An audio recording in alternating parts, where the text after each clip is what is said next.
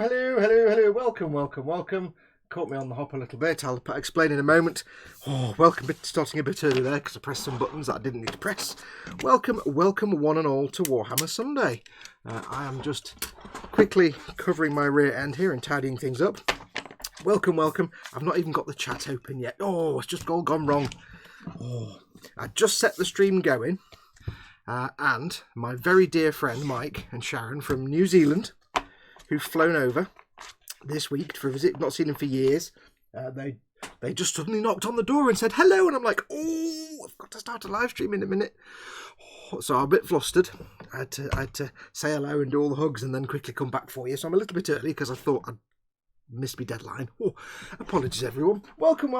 It is Warhammer Sunday. I'm still getting set up. Where am I up to?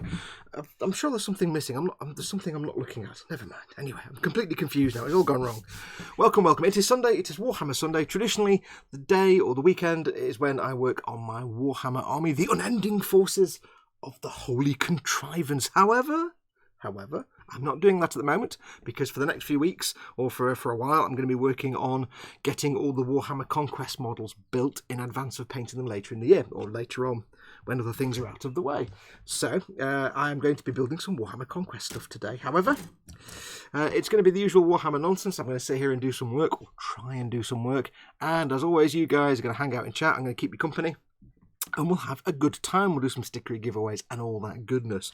So welcome to one and all. If you've never seen one of these before, you'll see there's a live chat thing here. Live chat.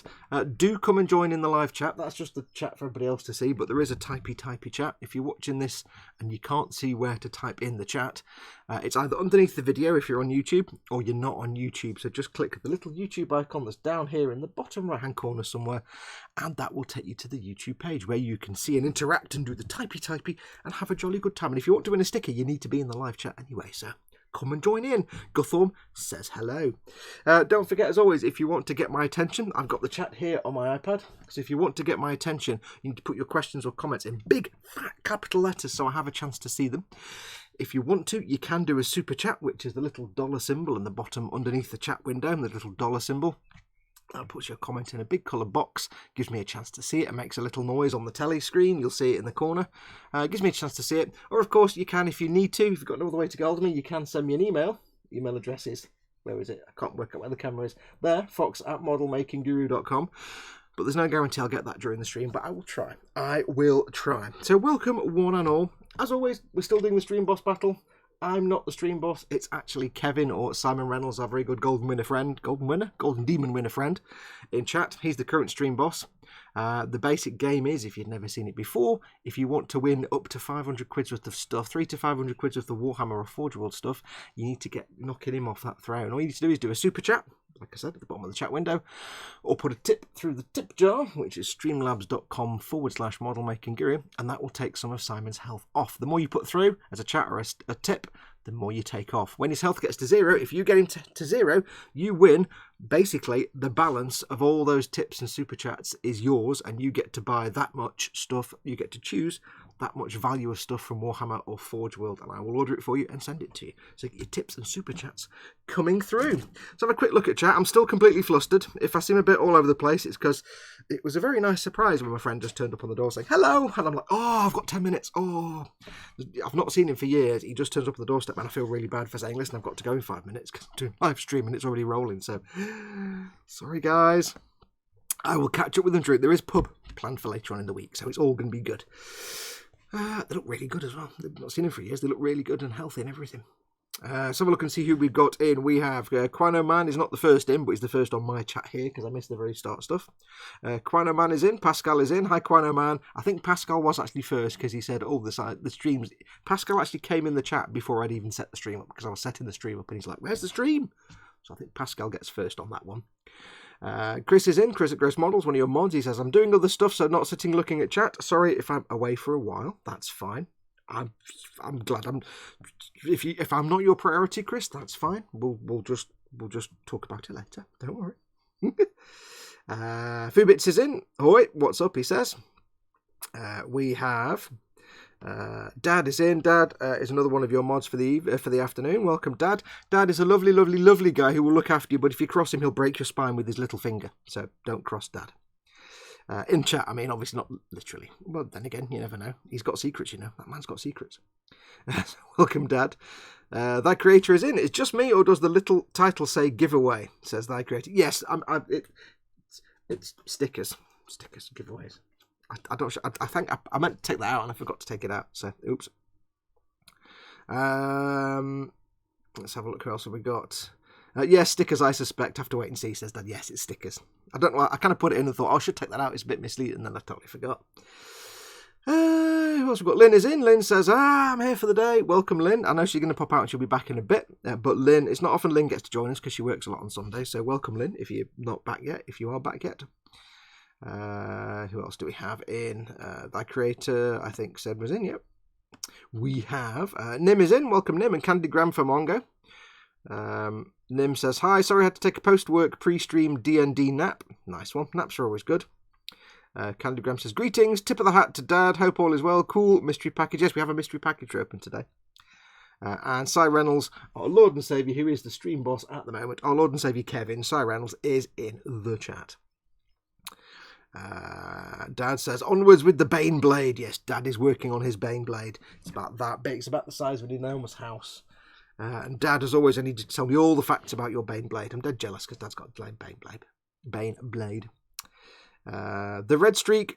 Okay. Underscore the red. Okay, let's read this properly. Underscore the dash red dash streak underscore / space gaming facility 239. First time joining such a stream, for anyone curious, is just Django from the Discord server. That's a hell of a YouTube name. Wow. Welcome, Django. I will totally forget that. I'll end up calling you Red, or the Red Streak, or something. Or Gaming. I'll come up with an abbreviated version of that.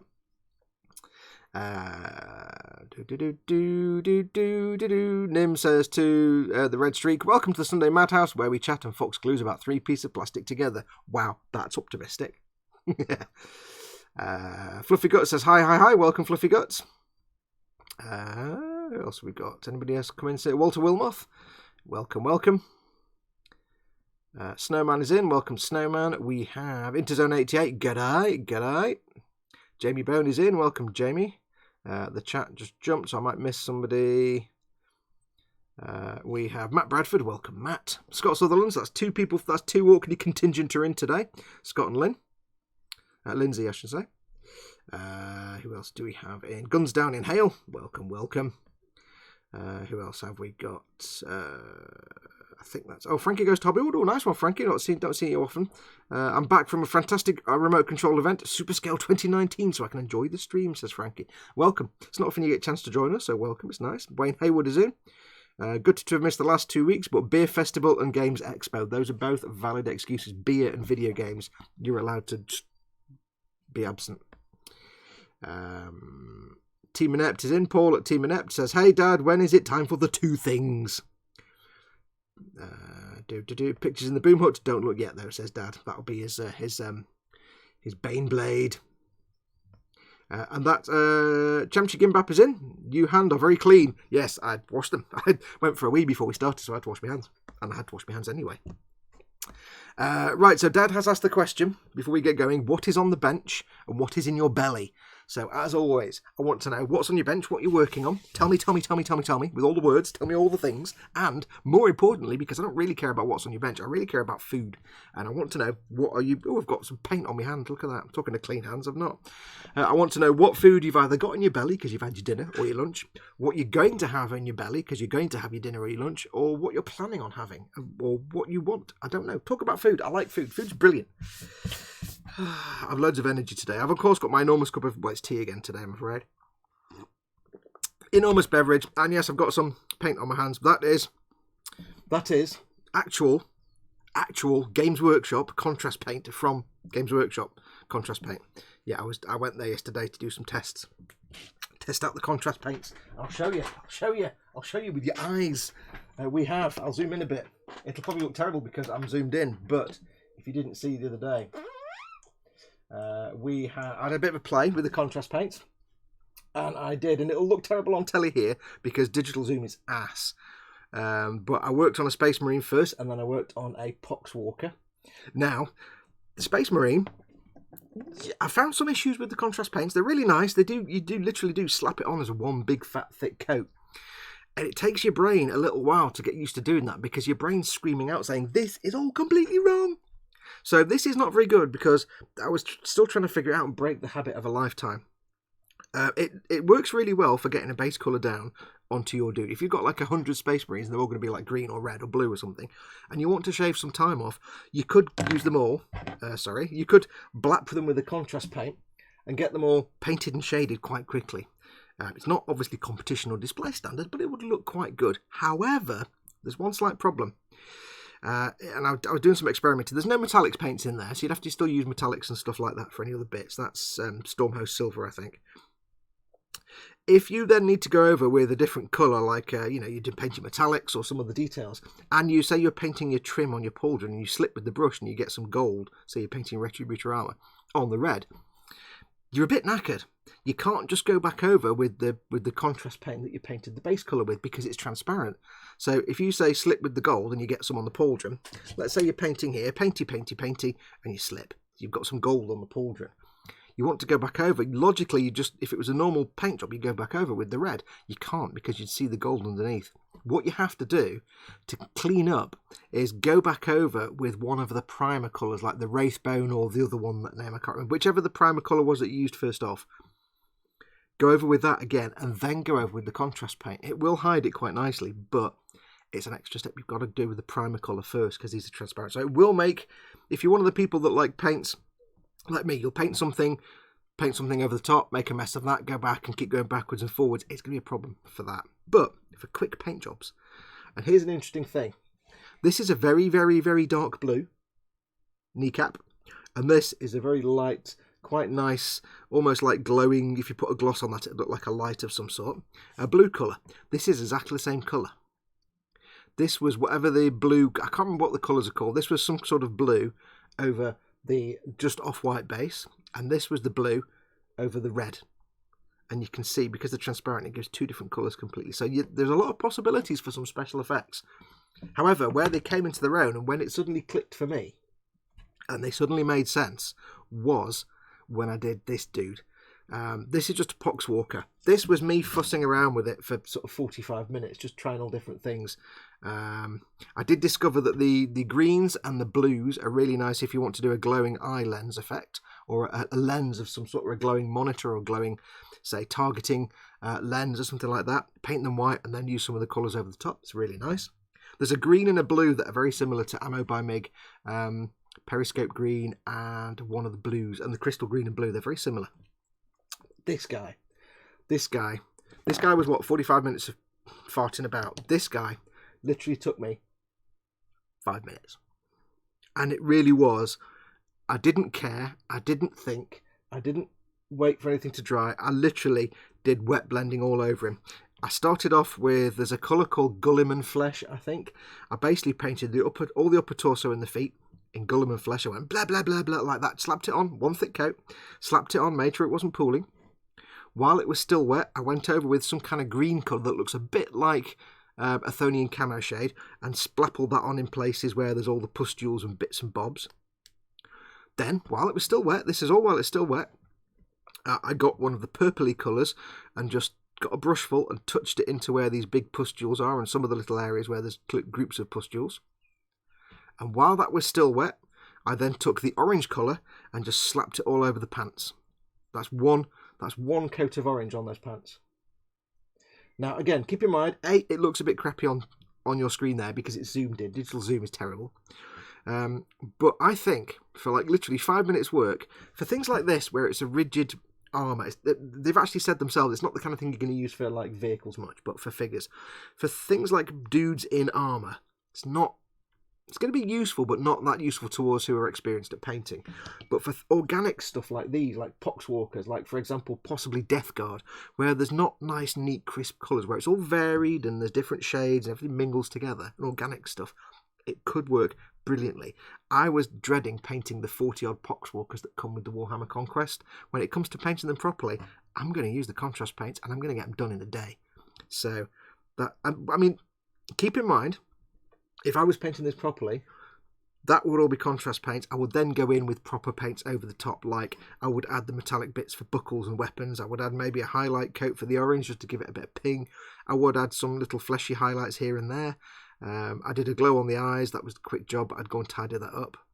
It took me 5 minutes, and you can still go back and do loads of touch-ups. So when I come to do my poxwalkers at some point, I'm going to be getting those contrast paints. So for organic things, I think they're really quite good, but you have to break all the traditions. I found the best way to, when I painted this guy, was just to think, paint like it's a shade. Just get it on. Don't paint it like a paint delicately. Paint it like it's a shade and just slap it all over. So yeah, I quite enjoyed that. It was a really good day at the store yesterday. Had good fun painting those. My local manager Chris wasn't in, sadly, so it was a stand-in, but the guy was dead nice. And it was funny because I'm sat there working and people were asking questions and he's kind of trying to answer everybody. So I was kind of helping out by answering people's questions and stuff. And it was like, he was saying, are you going? I said, yeah, I've got to go in. Oh, can you not stay for a bit? Because you're kind of helping everybody. And I'm like, I can't, I've got to go. And so anyway. So, yeah, now I've actually had my hands on, I would say. The people that are proper painters and saying, well, this is rubbish, I'm never going to use them because they're for children, those people are idiots. I wouldn't say if you're a proper painter, if you're an experienced painter, you're not going to suddenly stop doing experienced proper painting and start doing everything with contrast paints. Of course you're not. You're going to carry on painting the way you are, and that's fine. I think the contrast paints are going to be really good for beginners. A lot of people that were doing the test, having a play yesterday, there was a young girl and her dad. And I said to him, who's dragged who in here today? And he said, she dragged me in. So she's painting away at this figure. And he's never painted anything. And he's having a play. And he did a really good job on this figure. He's painting a figure of some sort. And it came out really good. And he's never painted before. And that's who these are aimed at. They're aimed at people who've never painted before, don't understand how to paint. They just haven't got time to paint an army of 100 dudes. And it's a way to get them looking all right and on the tabletop without being bare plastic. And if I was, I think a lot of people would rather have something painted a bit than not painted at all. And as an introduction, it's a really good way to get people in who are afraid of being able to paint. I can't paint. I can't do neat things. If you've got a Death Guard, yeah, if you've got Tyranids, these would be great. If you've got Death Guard, these are going to be anything that's organic and, not dudes in armor. If you're doing Age of Sigmar and you've got the skinks and the carnosaurs, whatever, all the creatures and things, or if you're doing maybe even, I don't know, anything that's just organic, and I think they're going to be great. But for hardcore painters, I don't think you're going to have a problem with them. You're going to be able to use them for various things. I found them when I was doing this guy. I found it really easy to wet blend, and wet blending is traditionally quite hard, but because these take a little bit longer to dry than regular paints and a little bit more than shades maybe, you can get a colour on and get the next colour on. Wet blending was an absolute doddle with these. Absolutely. I mean, it looks, there's still a lot I'd go up and clean up. There's little bits where I've put too much on and it's gone a bit dark. Doesn't matter, you can clean up. So for absolute beginners, I think they're going to be great fun.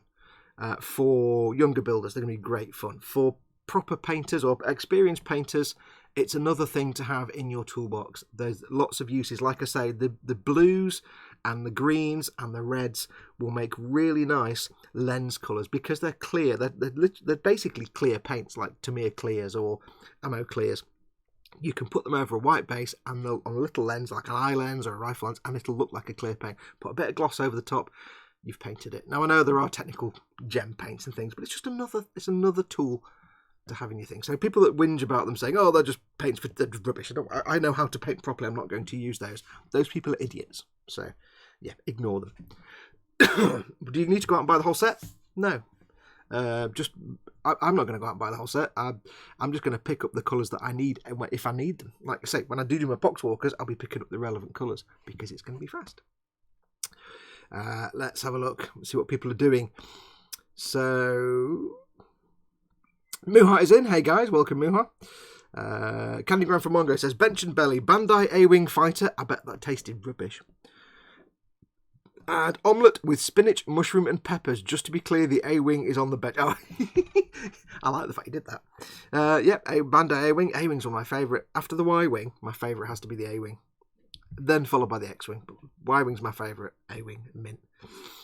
Simon Reynolds is on tomato and basil, as the Americans would say, tomato and basil. Or they'd say tomato and basil. Tomato and basil spaghetti with smoked Brunswick ham. Ooh, yes. And still Spesh Marines waiting to order the Caesar bibi. Yes, Scott is going to be taking part in our, or rather George's group build, which reminds me, if someone can post a link in the chat for the Boom Hut, if you're not already a member of the Model Makers Boom Hut, it's a Facebook group I set up for model makers. Go and join it. It's really friendly. It's a good place to hang out. Everybody's an idiot in there. We're all nutters. It's dead relaxed. It's dead open and friendly, and we are doing a group build of the Master Grade Caesarbi. If any Caesarbi. I'm doing the Master Grade. We're doing a group build. George is running a group build for Boom Hut members, and the prize is the unreleased as yet real grade new Gundam. So yeah, keep an eye on that. James Lorimore says, I'm doing pretty well. Avoided a house fire before joining. Oh, hello, James. Always best to avoid fires. Nim says, bench, nothing at the moment. D&D today. She's got D&D. And Belly, I'm going to guess, before I read the rest of it, I'm going to guess some kind of snack food.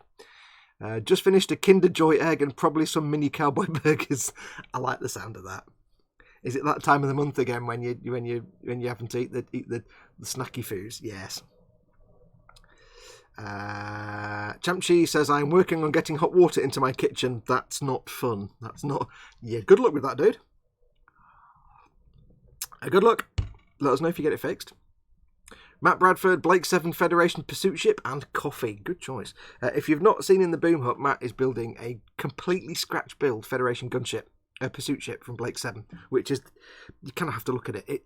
He's been putting pictures up. It's scratch built. He just built it out of bits and things and objects. And it looks spot on. It looks like something made in the 1980s by the BBC model and prop department. It looks perfect. He's even got the right colours now. It looks fantastic. So go and check it out in the Boom Hut. It does look absolutely kick-ass. And it's not finished yet. Paul is working on Sacristan Forge Shrine and leftover curry. There's nothing better than leftover curry. Chinese food the next day is alright. Kebabs the next day is evil and you should never do it. But curry the next day, cold or hot, it's a delight. Pascal has some apple turnover and a lot of sugar on top and still sanding the Caesarbi. So am I. Scott Sutherland, roast beef in belly, Merkava 3D late, LIC on the bench. Of course he's doing his IDC, IDF stuff, IDC, IDF. Fluffy Guts says, bench is the right nozzle of my 3D printer being repaired. In my belly is mini choc muffin. Yes. Let's have a look. Wayne Hayward is going to have roast chicken and finishing off his Legion Rebel troops. Walter Wilmoth says, bench is the Caesarbi. Food will be Outback Steakhouse, French onion soup, prime rib, and probably shrimp on the Barbie. Yeah. Sounds right, mate. Muhar says, want to make some prep action on my real grade Caesarbi today. Only finished the leg so far. We've done most of us. Nim says, blap. Such a funny word. Just blap it on. Simon Reynolds says, grey. Yes, the other primer, there's Wraithbone and there's grey sear. It's like an it's a warm off-white. For these contrast paints, the way they work is you want to paint them over a very light, almost white base. They're transparent. If you paint them over a black base, it just won't work. You might get some interesting effects, but you're going to see basically just colour black. There's two primers. There is Wraithbone, which is a warm bone white, and there's Grey Sear, which is a cold, very light grey. Almost, it's like a white, but a cold white, and the Wraithbone is a warm white. And you can mix and match them. You can use just normal white primers if you've got the white rattle can primer, or any sort of white primer will do. Any primer will do, to be honest, as long as it's a light colour. It's probably some mileage to be had in experimenting with using different colour primers underneath them. You never know what might come out. It might be interesting to see what kind of results actually come forward out of different things. But yeah, there's two primers. And the thing is, they come in rattle cans or they come in little pots so you can touch them in. So Frankie says, cheesecake in my belly. Oh, you need to tell me what kind of cheesecake. I need to vicariously eat cheesecake through your description. Cheesecake in my belly and a huge 1/10 scale modelling kit, a Range Rover body including interior for my remote control scale crawler. Nice. Let's have a look.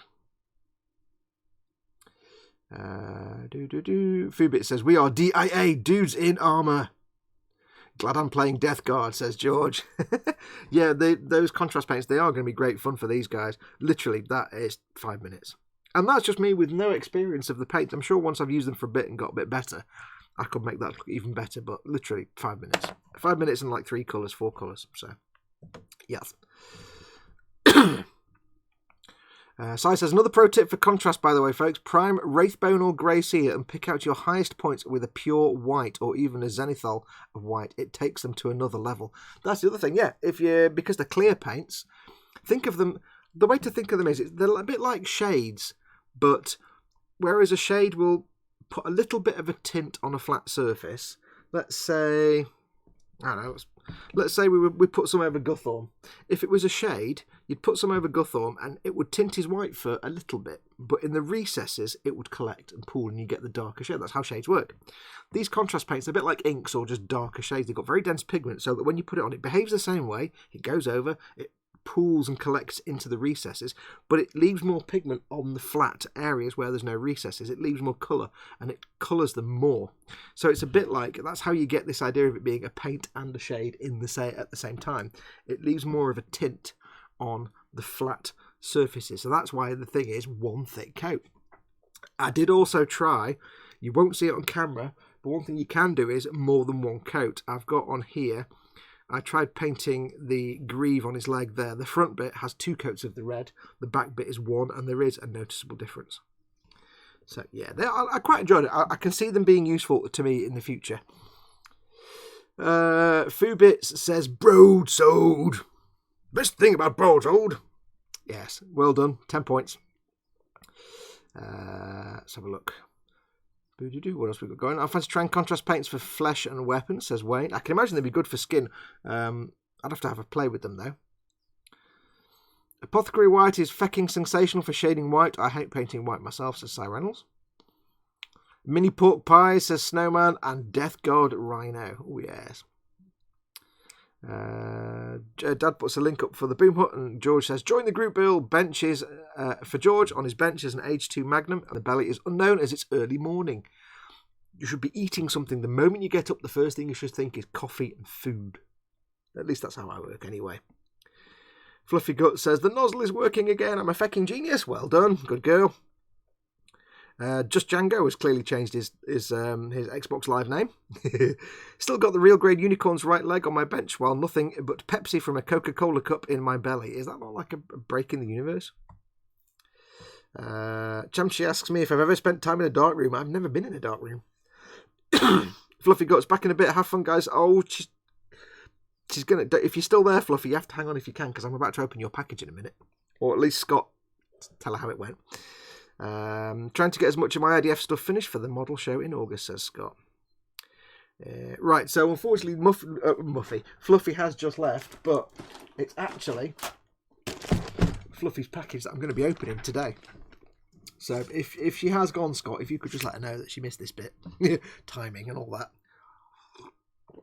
So before we get any work done, I'm going to get this open. This is a parcel from the Orkney, from Fluffy Guts, Lindsay. Scott's very good friend, and now my very good friend, because she sent me stuff, and I like people that send me stuff. If you send me stuff, you instantly become my best mate.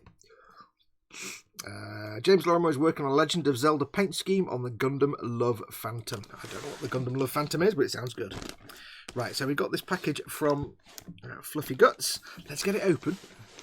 And now I know one thing that might be in here that she mentioned. But I don't know what else is in here, so I'm going to open it tentatively. Nope, didn't want to see that. Tape came off. Yeah, you didn't want to see that. Okay, so we have more brown paper. More brown paper. Now I'm going to guess. I'm going to guess she's not sent me a Lehman Russ. I think this is just the box. Let's just get this paper off. Because it's very heavy for a Lehman Russ. I don't think it's a Lehman Russ. So anyway, let's just get that. There's nothing in there. So I'm going to open this over here, just in case there's a note. I don't want anybody to see any addresses and things. We have some mysterious card paper. Let's put that on there. Let's just see. Make sure there's no notes. There's a note. I can see wonderful things. Oh yes. Hello Fox. A little puffin told me you might like these models. The poor things have been in my workshop for far too long and need some TLC. The puffin also told me you like. I won't tell you what that is. So I thought I'd better add some. Keep up the great work with the show and say hi to the bees for me. Bees! Fluffy Guts, aka Scott's friend. And she's put little paw prints at the bottom of it there. Thank you very much. Lindsay, thank you very much, Fluffy Guts. You are very, very kind. I'll put the box over here and I'll reveal to you the items. Brown paper. I like brown paper. I'll keep that to one side in case I need to draw anything later on, any diagrams, and explain things to you. Because sometimes I need to explain things to you with diagrams. Right, first and foremost, we have the most important thing. Oh! Oh! Oh! Oh! Mine. Mrs. Tilly's Nobody Makes It Better fudge. Delicious Belgian dark chocolate. Scottish traditional confectionery. Oh, fudge. There's more, wait. Oh, more fudge. Let's make sure there's no fudge left. Oh, fudge. I'm going to have to open some of Mrs. Tilly's fudge, I think. Or I'm going to try Mrs. Tilly's fudge. You want to get in my good books? There's Mrs. Tilly, look. It's Mrs. Tilly. She's not like 98 years old. We take great pride. I can't read it without my space helmet. The text is too small. Let me put my reading glasses on. That'd be a good idea, right? Where's my correct glasses? Hang on. Where are my other glasses? I'll need them for when I'm doing work today. There they are. Hang on. Oh. Not going to get much work done today, are we? We take a great pride in producing the most deliciously indulgent confectionery at Mrs. Tilly's. From start to finish, it's all about quality, and we very much hope you enjoy our fantastic fudge. I will enjoy it with my face. Oh. Nimcinderine says, this is Fox's brain right now. Mine. Yeah, my brain is basically a seagull. I'm not going to open it much because I need to give some to Mama Fox. So this is... Oh, God. Oh, this is Mrs. Tilly's fudge. Are we ready? My mouth is watering like a broken dam.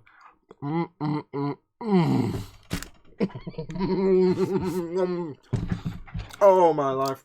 Oh, Mrs. Tilly, you do spoil us. One more.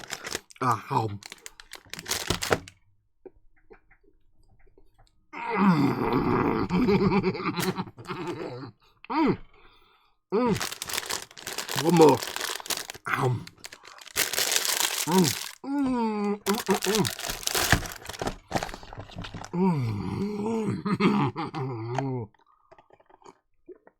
Oh, my life. Oh, good God. Nobody makes fudge like the Orcadians and the Scots. Oh, they are not going to last long. That's my dinner sorted out. Fudge and more fudge. Oh. Chris at Gross Models says, it's been ages since I've sent fudge. Brackets, subtle, brackets. Oh. Now, there's no more fudge in the box, but there are many more wonderful things. What have we got? Oh. Yeah, there was a bag full of bases, and I picked up the wrong end, and they all fell out. So we have many bases of mahogany. They all fell out. All of them, every single one. Right, what have we got? What have we got for today? We have, first of all, we have a whole huge collection of the Age of Sigmar Sigmarines. The whatchamacallit doody glowy gold boys with the it's from the big box set. Where's Dave when you need him to explain what they are? Oh, look at that. They are called that's what we've got. I've got the cards as well. We've got the Secretors, the Evocators, the Knight Incantor, the Celestar Ballista, which is very nice, and the Castigators. From the Stormcast Eternals, that's what they're called. From the whatever the big box set was called, the one that came out last summer. Last autumn, last summer, when I went to my Warhammer Storm, painted a load for the guy in the store. Look at that. I need to clear my throat.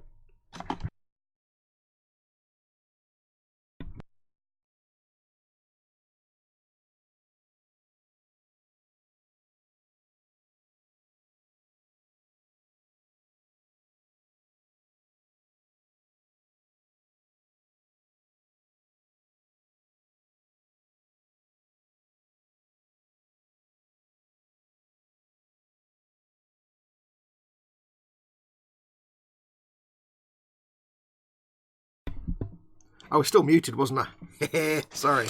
Yeah, so anyway, I was going to say, the problem is now, I've always said that like Age of Sigmar, that Warhammer 40k was my thing. However, I've basically got an entire army of these now, because I've got all these guys here. I've got my shouty space source. Leave it muted, it's much better, says Paul at Team Inept. Banned. And that'll be Dad texting me to say I'm muted. Let's have a look. Mike Mountain sends me a text to say, don't. Thanks, Dad. Yeah, so basically I've got a whole army of these now. So Dave will be having little happy hands moments because I've now got, I guess I've got enough to actually play Age of Sigmar. Now, the good thing is, because these guys are mostly gold, I can probably just basically get these guys painted up and pay them, get them done quite quickly, and then I may actually go to my local Warhammer store and learn how to play something. Because I'll probably get these guys painted up much faster than my actual Imperial Guard for Warhammer 40k. So, I guess I will now also be an Age of Sigmar dude, because I've got my shouty space horse. So, technically I've got an army, so brilliant. So now I can play, there's 2 games that I haven't played yet.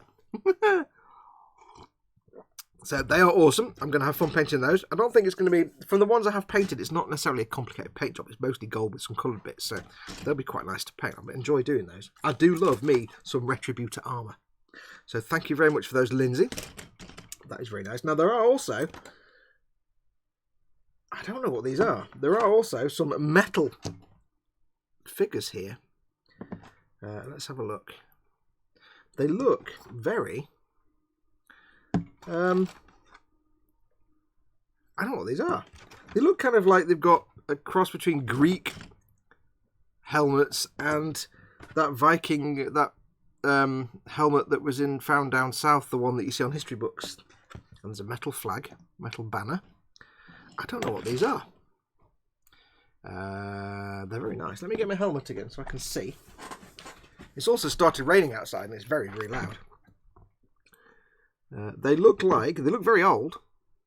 They'll need stripping down. But I don't actually know what these are. Let me zoom in for you so you can see them. Maybe one of you guys will know what these are. One second. He's got a bit of a bent thing there, I think. Might have to straighten that. I think these might be lead. Let's see if I can find one that you can actually see. They can look like slightly Spartanish. Slightly. Maybe it's an Age of Sigmar. They are Games Workshop. It does say GW. So I'm not sure if it's maybe an Age of Sigmar or it's Lord of the Rings. They've got a sort of Greek Spartan helmet vibe going on. So if anyone knows what these are, well, I'm going to say Lindsay obviously knows and Scott probably knows. Let's have a look. Anybody saying in chat? Are they not the old Lord of the Ring elves, says Simon Reynolds. They might be. I have no idea. They seem more realistic in shape and size than Warhammer stuff, so I'm going to guess perhaps they are Lord of the Rings, perhaps. Scott says no idea. They are metal. They'll need a clean up. And we can... Oh, they're nice and bendy as well. Everybody's helmet is bent, so I'll have to unbend those. But they're very nicely detailed, so they'll be stripped down and repainted, I think. We'll definitely have some fun with those. Awesome. Need to see more of them, Fox, says Cy Reynolds. I'll take a picture of my phone. I mean, I could just ask Lindsay because she sent them to me. What are they? So, awesome. Right, and there's those. So, brilliant. Well, thank you very much for those, Lindsay. That is fantastic.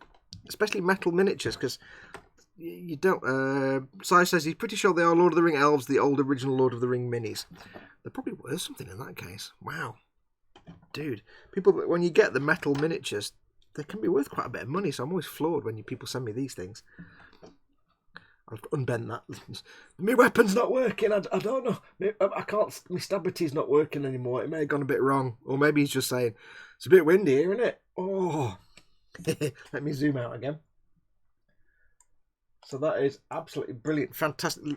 Fluffy Guts, thank you so much. This is awesome. This is not cheap. This is a goodly amount of stuff. Oh, that is fantastic. That's an entire Stormcast side of that box set that a name I can't remember. So, Dad says Fluffy popped away for a bit. Yes, I know. I'm just saying this in case he watches this later. Or Scott can pass on my biggest thank yous. But Fluffy Guts, thank you so much. I can't thank you enough.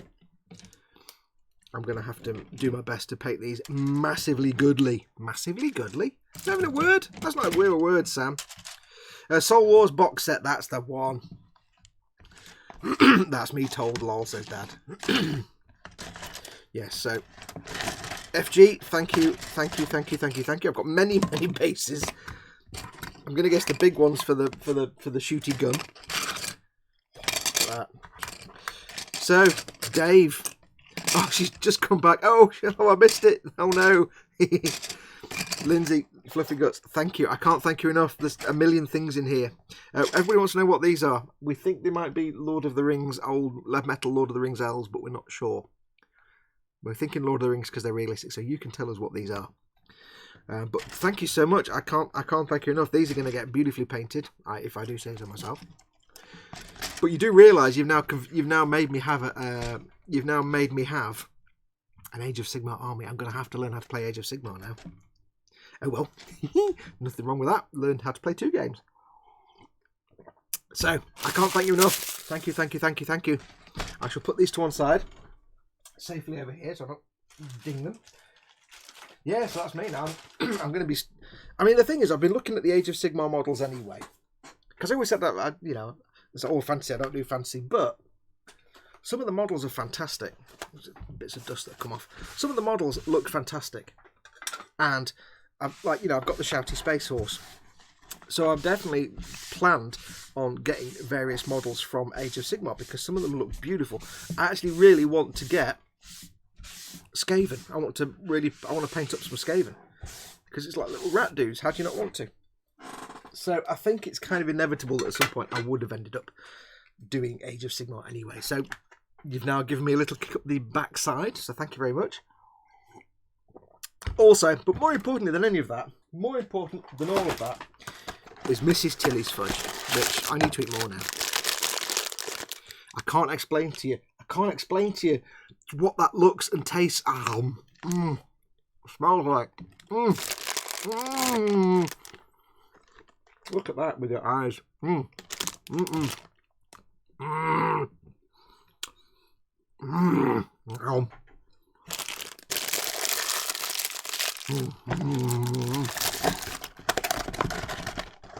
Right. Enough fudge for now. Never thought I'd say that out loud. Simon Reynolds says, the Glock I sent you, Fox, the big Nurgle beast, is one hell of a model. Age of Sigmar minis are gorgeous. Not a fan of the rule set, but yeah. Simon sent me that Glockin thing. I've got it primed and built. It's just not painted yet. It's in the to be painted pile.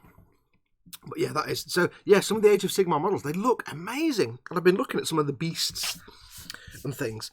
And like I said, up to now, I've had no interest in the game. But it's like, you know what? I think I might have to learn. So it's more than likely that I'll have all those Age of Sigmar, those Stormcast dudes painted and ready before I get anywhere near a Warhammer table. I mean a 40k table. So, yes. Ooh. So let's have a quick look at chat. So thank you very much for that, Fluffy Guts. Missed all the chat. Don't tell him you've got headphones on, you'll get all proby. I can't, the microphone's all the way over there. A finger of fudge is just enough to give gross models a treat, says Sprugloo. Hey, Sprugloo. Actually, I do have a couple of treat-sized fudge bars in the fridge. Not the same, though, says Chris. The fudge munching sound is so pornographic in my ears, says Quano Man. Nom, nom, nom, nom. James has a Toblerone with almonds. Oh, almonds. Let's have a look.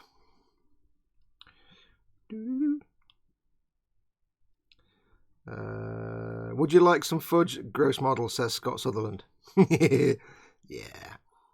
True though, Scott, apologies and all, but tablet to me is like sucking on straight sugar, says Spid. Give me creamy, chewy Cornish stuff all day. My ex was happy about it. I don't know what we're talking about.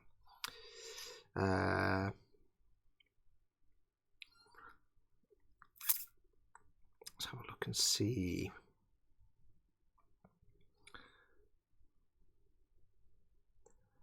Lynn says, I'm back now. Time to unload my car. Welcome back, Lynn.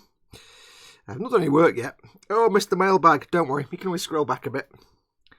I'll wait till after the show, though, because you'll miss the sticker giveaways later on. Let's have a look. Rest of the show should be interesting. Fox trying to paint during a major sugar rush, says Beyond Hope. No, it's building. It's even worse. I'm going to have sharp objects. Savour it, Fox. Exert some form of self-control, you loony. I can't exert self-control when it's fudge. Fudge. Surprised Mama Fox hasn't shouted up the stairs for hers yet. She didn't watch this stream. Well, I guess she isn't. I've got a fudge for Fox, but he won't give an address. You never asked me for my address. I'm more than happy to give you my address. If you can't get hold of me, Dad's got my address, Ted's got my address, and Chris and Paul have got my address. So, yeah. More than happy to accept fudge from it. I need to go and wash my hands now. I've been handling fudge. And I'll put some gloves on. There you go. Makes it easier. Ooh. There we go. Put some gloves on. See, I'm covered in fudge. Fudge. Oh, so thank you very much for that, Fluffy. Oh, I shall have fun painting. I do love Retributor and as the big base colour for those Stormcast is Retributor armour. So it's like, oh yes, slap it on, give it all to me now. Simon Reynolds says, I'll gladly give you an address for fudge, but it may or may not be Fox's address though. Yeah. Yes. No, I've never not given anybody my address. I don't remember you asking me for it, Lynn. But as I say, I'll give you my address, or Dad, or Chris, or Paul, or Ted, or anybody can give you my address. Right. So, do some work. Like I said, what I'm doing at the moment is, as you know, Warhammer Conquest is still ongoing. I just haven't had a chance to do any videos for ages because of the Casabi and because of the Perfect Grade Falcon that's coming after that. It's going to be a while, but this stuff is piling up, and what I'm going to do is, I've got about 4 packs with 4 issues in each pack. Here's what I'm going to do. As I receive each pack, I'm going to film a quick, here's what you get this month, here's the magazines, and here's all the plastic that comes with it. I've just filmed one this afternoon, that'll be going up later on today. And that's for issues 19, 20, 21 and 22. I'm in the middle of filming all the shipping crates and barrels and ammo boxes, which I think is issues 20, 16 and 13 or something like that. They're being done as a proper how to paint this properly like a grown-up episode. So the quick look at the 4 issues will go up later on today. And then I'll try and rattle out this week all the other... I've got up to, I think, issue 37 or something. I've got little packs of 4. So I need to go through them and do the little here's what you get each month video. Just to get them out of the way. Because then what I'm doing is I'm putting all the magazines into the binders, except the building and painting bits. I'm going to be building all the models on this stream, on the Warhammer Sundays, just to get them done and in a storage box or on a shelf. And then when I can later on in the year, when everything else is out of the way, I can go back to the painting part. I can start doing the painting. And as you know, for that series, they're either going to be painted following the magazine for some of them, although the important ones will be taken out and painted properly right from the start. And the ones that are painted following the magazine, they'll be repainted once the whole series is finished. I'm going to go back and repaint all those. So for the moment, I'm going to start off working my way through the backlog. I've got issues 19, 20, 21 and 22. Now, issue 19 is Lord Felthius and the Tainted Cohort. It's filthy, filthy, dirty, filthy. It's Lord Felthius and 3 of his Blight Lord Terminators. Issue 21 is 3 more Reavers. Now, at first I thought these were the same ones that you got in one of the earlier issues, but I don't think they are, because these have got slot bases. So I don't know if they are the same ones. I can't remember. Issue 20 was the stowage crates and things, but I've already built those and I'm halfway through painting them, so they're not here. And then issue 21, we've done issue 21. So it's just issue 19 and 21. So I've got Lord Filthius and his cohorts, and I've got the Reavers. So we'll start getting them built. And then each week on these live Sunday streams, I'll just be going through these and getting them all built, basically. And whether that's a figure or a tank or a vehicle or whatever, it's just... This is the only chance I'm going to get these built up and ready. I'll stick them in in a skirmish box, and then, like I say, when I have the time to go back to them, I'll start the painting process. But this just gets, because I'm not going to film building every single one of these every episode, because I don't need to show you how to put two things together. Most of them are push fit anyway. James Longman says he's going back to school to be a historian, or at least work at a proper museum. Cool, good on you. History's cool. I always wish I wish I'd either grown up to be like a scientist, like a cosmologist or physicist, or, and I'd love to be an archaeologist. I would have loved to have done archaeology. But I hated school and I was far too lazy to go to university afterwards. So yeah, never happened. Hey. Right, so we have my god hands. We have the Citadelium nippers for the heavy work. And we have many, many tools for the sanding and everything else. So I'll get those to one side. We've got the destructions here, which I'll put there out of shot. Don't really need the destructions for him, really. But let's have a look. Lord Felthius. Folks, you haven't worn gloves in a long time. Yes, I know. I was wearing them when I was doing the Cesabi to keep finger jam off. And I've actually got fudge. I've been eating fudge earlier on, and I don't want to get fudge jam all over these guys. So I thought I'll just, yeah. There you go. Keeps them clean. Paul Di Tommaso is in. He says, hello from Canada land. Welcome, welcome. Hey, what happened to the kitty from last week, says Beyond Hope. What, you mean the big shouty space horse? Big shouty space horse is pretty much done. The wings are separate. I've not got the wings on him because they'll be added separately. I did build the dude that goes on the back, and I've got to tell you, what a ball ache that guy was. This was fun to build. This was great fun to build. This, nothing fit at all, and the instructions were terrible. It has you glue this arm on, and then it has you glue a component over the top. Oh, well, let's get this right. You have to glue the arm on, and then after that you glue on the pauldron. And then when the pauldron's on, you have to glue on this cloak on the back that has to line up with the pauldron.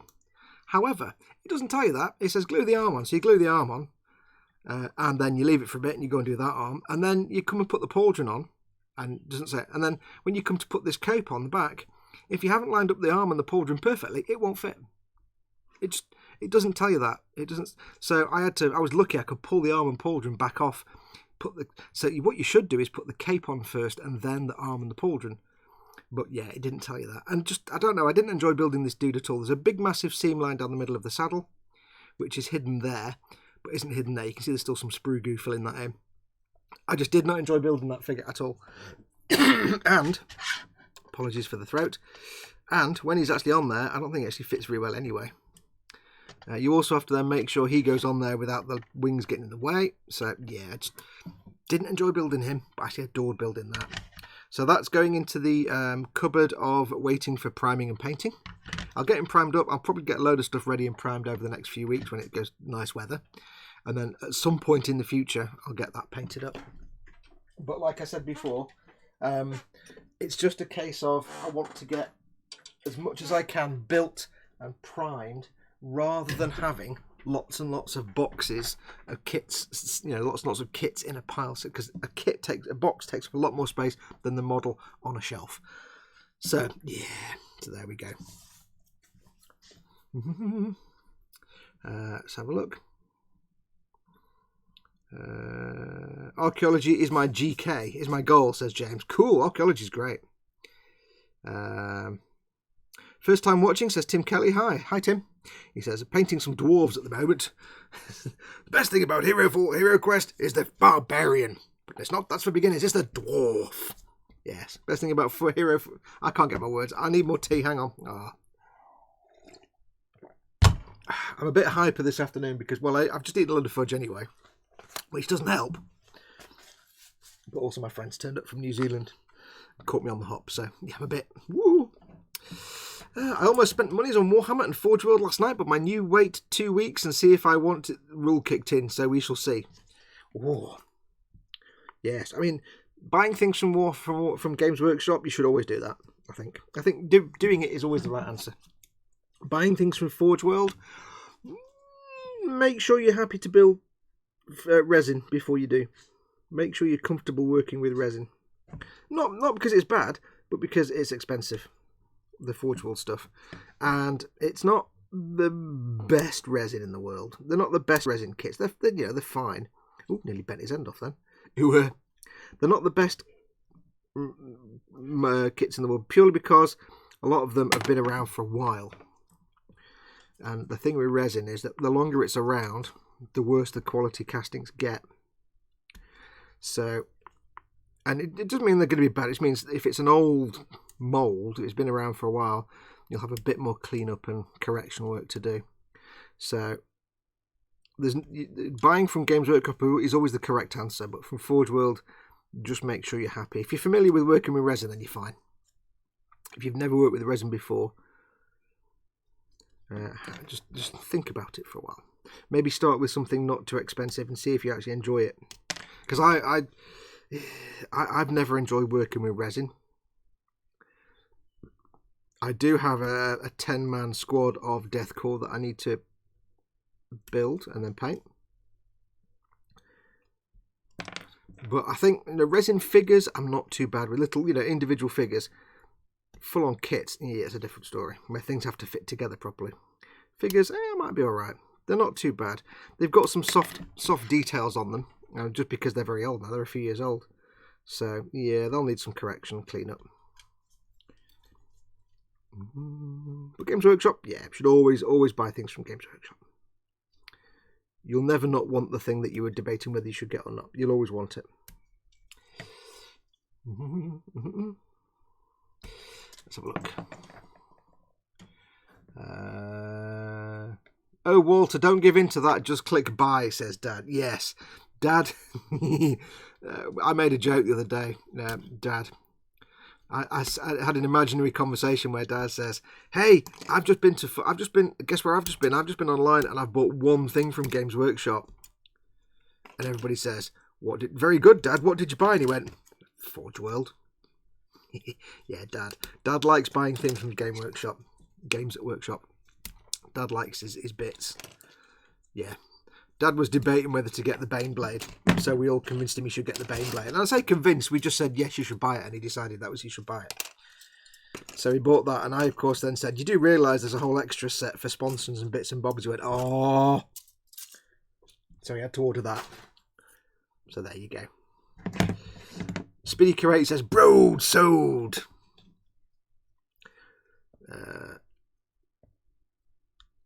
Let's have a look. Walter Wimmel says, my Degenesis figure seems to have been used as much as the girl at the bus station, lost a lot of detail, it seems. Yeah, that's the thing. I mean, with resin miniatures and resin models, if it's a very limited, the reason a lot of like garage kits where they do like resin kits, the reason a lot of garage kits are resin is because it's easier for small run productions, for individual little tiny companies where it's like just maybe a couple of blokes or something. Then, plastic production of plastic kits is massively expensive and is reserved for big companies. So a lot of little tiny garage companies, they'll be resin kits. And what they tend to do is they'll have a run of, say, 500. Or until the moulds just stop giving good results. Because at that point, every time you use the mould, it degrades. So what they do is they do limited runs. That's why little garage kits maybe only have a run of, say, 500 or 1,000. With Forge World, they just keep going and going and going until it does get to the point where they retire a mould completely, because it is completely screwed. But they'll try and get as much out of it as possible. So they might start off looking fantastic, but after a few years, when they've moulded hundreds and hundreds and hundreds of models off the mould, they'll start to look a bit worse for wear. So if you're in there right at the start, you're still not immune. You might, I've known people get stuff from Forge World right when it's launched, and they still have fit issues and bad mouldings and bad castings. But that's because you're not buying. The first release of a model is not from the main master mould. It's from a production mould, which is usually like a second generation mould. So, but you have a better chance of getting something decent. And a well cast, well made resin model can be fantastic. I did the Fallout figures from Modiphius, Fallout Wasteland Warfare, and they were beautiful. They were first run because they were brand new. Didn't have of all the figures I did, I had one little tiny bubble on one that was almost impossible to see anyway. So I had no problems with those whatsoever. Beautiful they were. So you can be lucky if it's early doors, but if it's old, you can be struggling a bit. You can have lots of you can have lots of bubbles. You can have lots of slippage where two halves of the mold have slipped while it's being molded, while resin's being poured in or whatever, and you get big massive slippage lines where two details maybe, say you've got a line of detail that goes around or something, it might be like that.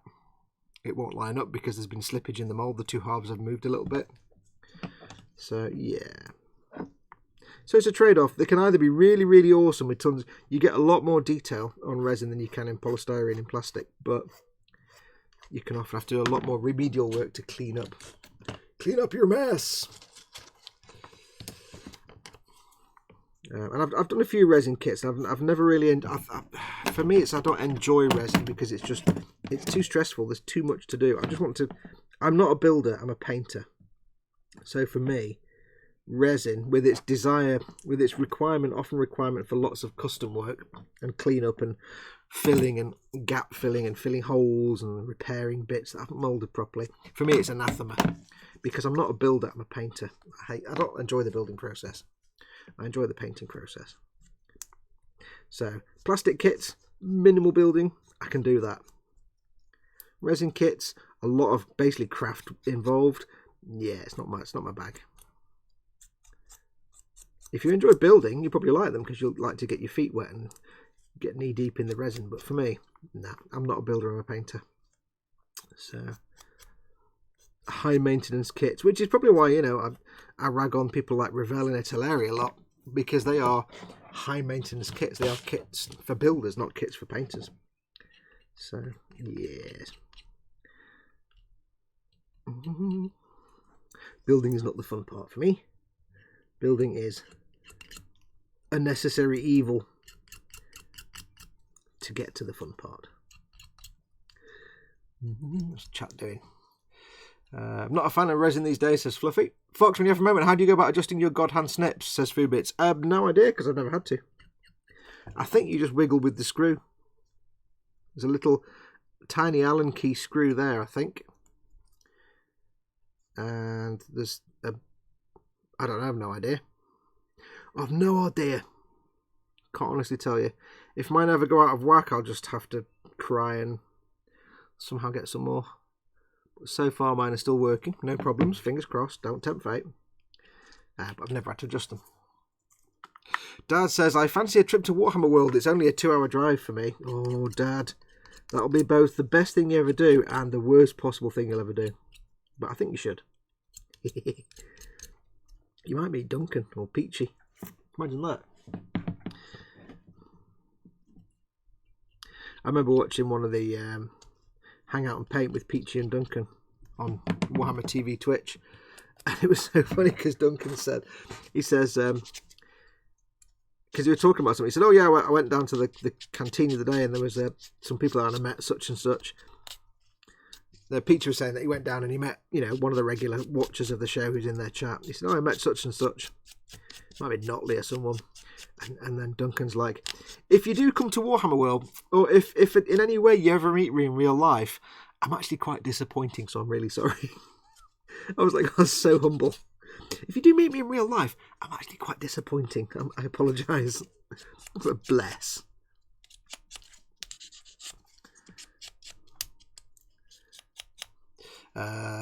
Yes, Dad, you should go to Warhammer World. Paul says, if Chris wants to go too, I'll be up for it. Just keep your hands in your pockets while you're there, Dad, says Scott. That's not actually how it works, Scott. You know that. That's not how it works at all. It's not how any of this works.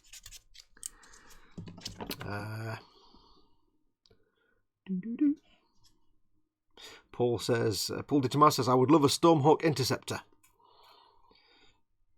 Paul Timinep says, I've got the Dovahkiin figure from Modiphius on order. Really looking forward to it. Just a shame it's tiny. Would love it in 75mm. Yeah, those Modiphius ones, because they're a small manufacturer, they don't make 8 trillion of them. And because a lot of them are still fairly new, you'll get some really good. Like I say, I enjoyed making the little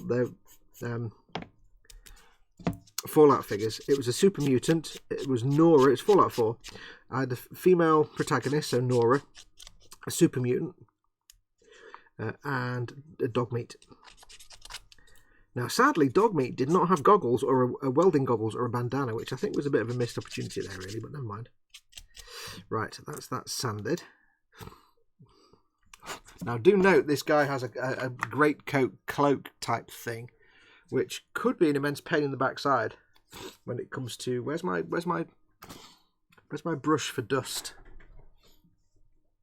I can't find my dust brush. I'll use this brush. I'll also quickly blow my nose because I'm getting the sniffly nose. Woo. Oh. Ooh. Excuse me. Right, so there's my dust brush. Yeah, this guy has a cloak, so it remains to be seen how easy it is to access inside there. Looking at him, instructions. Probably not too bad as long as I don't glue him to the base. If I glue him to the base, I'm going to have trouble getting in there.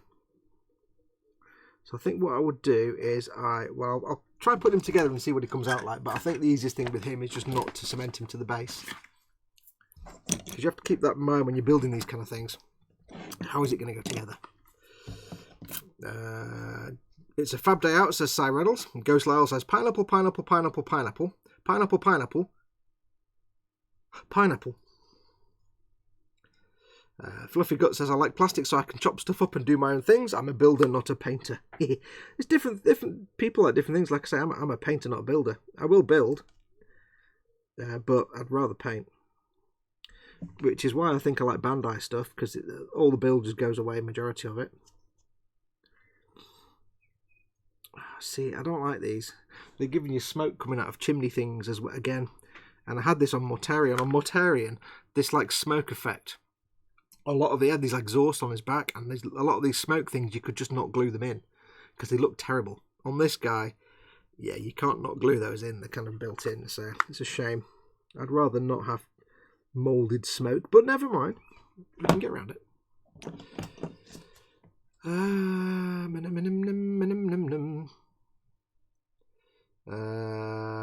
have a look. Dad, can you swing by and pick me up on the way? Says George.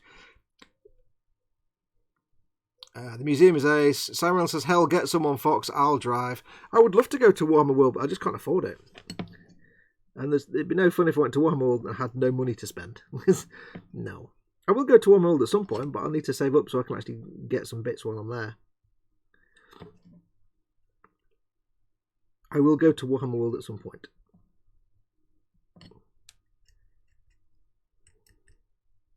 What are we doing here? Let's have a look. Those metal models were the Wood Elf Eternal Guard. Sorry, I'm just catching up, says Fluffy. Oh, cool. Wood Elf Eternal Guard. I shall investigate. I'll probably have to get you to remind me what they are again, because I'll probably forget instantly. So apologies if I forget within about 10 minutes what you've just told me. Oops. What else we got going on? Vincent at Mr. Ellis Model Making is in. Welcome, Vincent. Let's have a Guru Day out, says Dad. Yay! I'm more than happy to go to Wormwood if someone else wants to drive. Because, yeah, my car would probably make it, but might not. And I can't afford it to explode.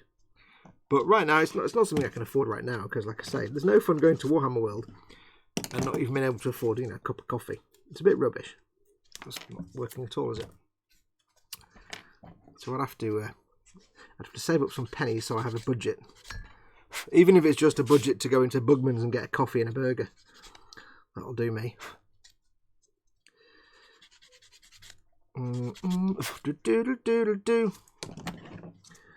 I could send Warhammer, I send Games Workshop an email saying, hey, I'm a YouTuber and I'm awesome. Please give me lots of access to things that nobody else gets access to. And they'll be like, sorry, who are you? And I'll be like, okay, bye.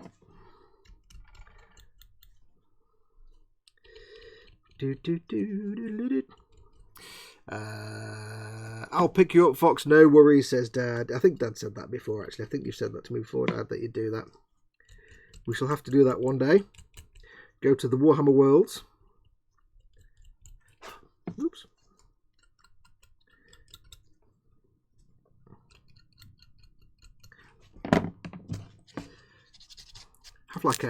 Have like a boom hut meet in the Warhammer world. Have a boom hut meet in Bugman's and have like 300 people suddenly turn up unannounced in Bugman's. And the staff would be like, "Oh no, you could have let us know." Oh, I mean, how many people are in the boom hut now? About 3,500, 3,700. Imagine if like half the boom hut turned up on one. Oh. Be like, hey, sorry about this, guys, but I've got a few people coming. How many? Oh, no, 3,000. Do we get a discount? Can we get some stuff free because there's so many of us?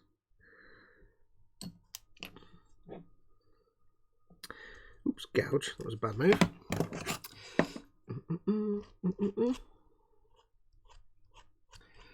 If I ever go to Warhammer World, I'll stop off on the way and pick you up. Pick your car. My car will make it. My car would probably make it, but the thing with me is I love my car to bits and it probably would survive, but I'm not a happy driver when I'm on the motorway. I don't mind driving around on roads, but I have a terrible sense of direction. And when I'm driving somewhere that I don't know, or if I'm driving on the motorway, I get quite stressed out because it's not a happy experience for me driving. I just don't enjoy it. So if I know where I'm going, I mean, I've got a sat nav and stuff. But even so, I get kind of panicky and nervous if I don't know where I am. And it kind of, I've always been that way. It's weird. It's like there'll be somewhere I want to go and I really want to go there and I'll be looking forward to it. But if I have a sleepless night the night before, it's not because of excitement. It's because I'm stressing out of the driving down the motorway. I had to deliver many years ago. I've said this before. I did a commission build of the Revell 172nd U-boat. So it's a big 3-foot long U-boat. I spent several weeks building. Charged a significant amount of money for it. And I had instead of charging shipping, we agreed that I would basically deliver it because the guy lived in London. However, I'm in Manchester, and for most people, driving from London to Manchester is nothing. It's like, yeah, whatever, done it all the time. For me, it was like I lost sleep like nights in a row because it was stressful. And it wasn't just driving to London, and it wasn't just driving round London because it's a known nightmare. It was also doing all that, driving on the motorway, which is stressful, driving around an inner city area, which is stressful, somewhere I don't know, which is stressful, and with a massive 3-foot long, very delicate U-boat in the middle of June in a heat wave when it's 1,000 degrees in my car and anything could melt. So that was super stressful. In the end, though, I got there and delivered it, dropped it off and drove home again. And then I had many beers when I returned home. So that, yeah, I don't enjoy driving. It stresses me out. I'm a delicate flower. I don't like change or new things. Get off my lawn. I'm going to shout at clouds in a minute. London is lovely and horrible, says Chris at Gross Models. Sadly, I would not be able to join you at any kind of meetup. Too costly to travel to Canada from the UK. Oh.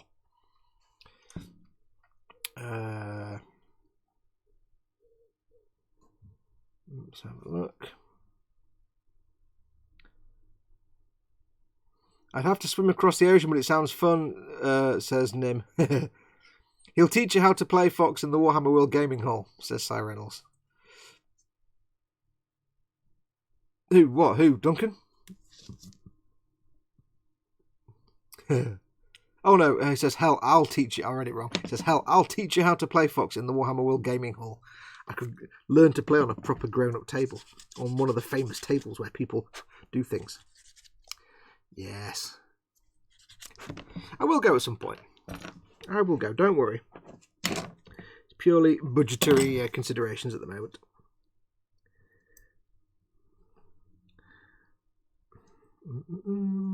However, if you want to, of course, become a patron, support me on Patreon and increase my monthly budget, then, yeah, hey, feel free. Patreon.com/model making. For all your YouTube video watching about models needs. Nonsense live streams needs. Okay, that's that there. Yes, I think what I'll do with this chap is not glue him to the base, just because that gives me the option then of actually being able to get under his flappy coat, his flappy cloak. Now, the thing in the magazine with these guys is they've got this beautiful cloak on his back, this fur, sort of, well, I say probably ragged and horrible, but this sort of animal skin, animal fur cloak on his back. But in the magazine, he ends up half finished. And it doesn't say, on a lot of these things, it says, we'll come back to the, you know, when you look in the magazine, it'll say, now you've finished painting this dude, we'll come back to him later in a future issue to paint some more detail. But this one, it doesn't. It says, now here are the completed figures. And you're like, that can't be it, surely. You've not even painted the cloak. The cloak's still green. What? No. That can't be it, surely. So I don't know. But the plan is, like I say, with this Warhammer Conquest, over the next, you know, coming however long it's going to take, we'll get them built up on the Warhammer Sundays, and I will film the painting of many of them, not all of them, because some of them will be like, here's 5 Space Marines. Well, they're going to be exactly the same as the last 5 Space Marines you painted. There's no point doing the same thing twice. But for a lot of them, we'll just follow the magazine. For some of them, I will do a proper paint job right out from the start, and they'll get a separate standalone episode. But for the ones that are painted following the magazine, the plan is that once we get to issue 80, and we've now got, at that point we'll have all the issues done, we'll have all the models built and painted, majority painted to the magazine standard, the rest painted to my standard. Once that's been done, I will then take the time to go back and get, ow, wow, stabby, ow, I got... The problem with Death Guard, if you're thinking of making Death Guard, George, by the way, the problem with Death Guard is everything is made of spikes, and it's really quite stabbity when you're trying to trim things. So just be careful, especially poxwalkers. There's nowhere to hold a poxwalker that doesn't involve you stabbing yourself with the poxwalker. Yes, so anyway, we get to issue 80. Everything's built, everything's painted. What I do then is I go back. So we'll have a whole mess of episodes, how to build, how to paint these things like the magazine. Some episodes saying here's how to correctly paint more advanced. And then what I'll do is I'll basically take all the ones that have been painted like in the magazine. I will strip them completely. Get like 100 bottles of Dettol. Strip them all back to plastic. And we will start again. And we will repaint everything. And at first I was like, oh gosh, building all these and then having to paint them all again. Take me another 2. And then I thought, well, no, because at the end of the day, if I get 2 years worth of content out of this part work, then if I then go back and paint them all again, that's another 2 years worth of content. So it's brilliant. So at first I'm like, oh, I don't know if I want to paint them a second time, but then I realised that would be brilliant because it literally it's the gift that keeps on giving. I get to paint them like the magazine, and then I get to paint them properly afterwards. And the beauty is I can take my time. So, like, for example, you know, painting like this, like Lord Felthius, might be 2 episodes of a proper full paint job episode. So it's great. I can't wait. And the other thing, of course, is, as you know, I'm doing this part work with the very kind, thanks to the very great kindness of George, who is, you know, helping me get these. So we've come to an agreement that when it's all done and finished, we'll kind of split it halfway because he's helped fund it. So we'll split it halfway. One of us will get the Death Guard and one of us will get the Ultramarines. So I want to make sure that whatever I send to George is painted really well. Because I don't want to send him stuff painted like the magazine says, because that's just ass. So yeah, so once everything's done and painted, we'll go back and we'll repaint and strip all the ones that have been painted like the magazine says. So you can expect a good the 3 or 4 years of content from these puppies.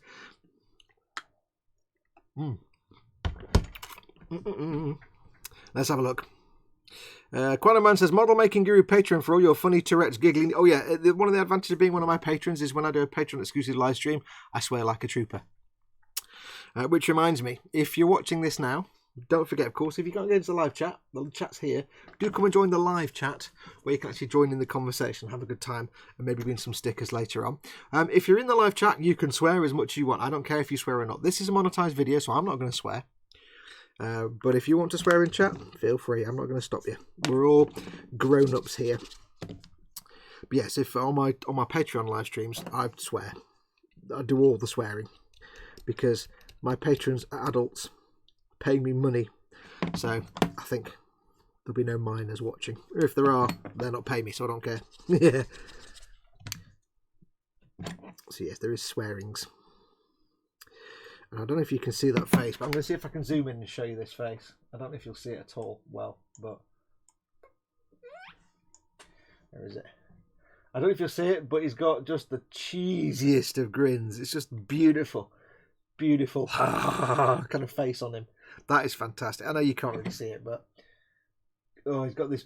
It's what you would call, and again, this is a monetized stream, so I've got to think carefully. It's what I would normally call a SEG, or to translate it, a poop-eating grin. Obviously not the word poop. George Gabriel says, "Oh, I have stabbed myself plenty with the Death Guard." Yeah, that's think about, especially poxwalkers. Good God, poxwalkers are a nightmare. They're just made of spikes and horns, and every no matter how you try and hold a poxwalker to paint it or build it, you can't not stab yourself. Every time I've finished building some Death Guard, I've got little dimply hands everywhere, little dimples on every finger. So I've just got a big fat seam line down this guy's bonce, which is a bit annoying, but we can easily get rid of it. Lord Felthius.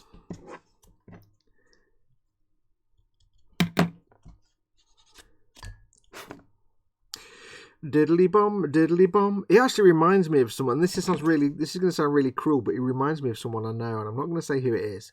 It's nobody you guys know, but it reminds me of someone in my life who I have known, and it's actually uncanny how much he looks like someone I know, I have known in my life. It is very, very uncanny. Just go and look up Lord Felthius. Look at his face. I know someone that looks exactly like, and actually has the same kind of poop-eating grin. It's very weird and a little bit unnerving.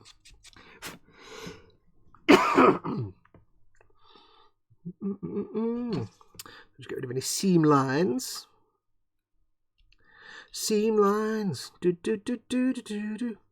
I have to be grateful to Games Workshop that a lot of the times when they are quite careful with their seam lines sometimes, most of the time. Sometimes they're not, but most of the time they are.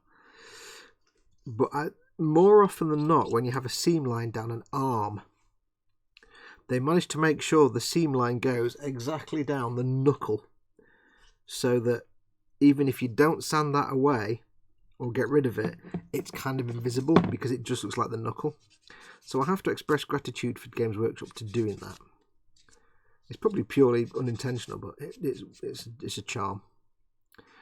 Right, so that's Lord Felthius' arm and also head. Never seen that before. He's got like a head and an arm, and there's armature that goes inside the body. Very weird. See what chat's doing. I've missed a lot of chats, so I do apologise. Paul at Team Inept says, instead of painting models, I'm adding another scratch-built section to my Hobby Zone units. Cool. The thing is, you get so many spare magnets with the Hobby Zone stuff, you could build your own. Filling a corner unit bit with a rear wall and maybe some racking, don't know yet. Sprue Glue says, fudge off. That's not a swear word. You can say rude words in chat. It doesn't affect my monetization at all. Sprue Glue says, dadpla. Dadpla. If you ever see somebody say dadpla, it's because Dad in chat, one of your beautiful mods, Dad, we managed to get him into buying a Gundam. He bought an RX-78 too, and we decided it wasn't a Gunpla, it was a Dadpla, because it was Dad's first Gunpla. So Dadpla is basically, if Dad makes a Gundam or a mobile or a Gunpla, it's a Dadpla.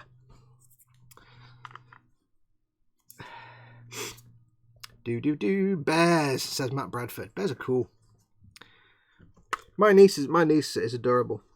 Well, she's like 18 now. Kind of got past adorable, really. When she was very little, she was adorable. And my brother lives in Tennessee, so my nieces are all obviously from Tennessee.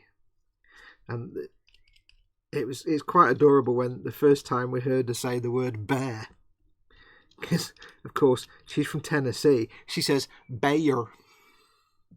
So they talk about like Paddington Bayer. And he'd be like, that's so adorable, Bayer. Because we're like bear. Bayer.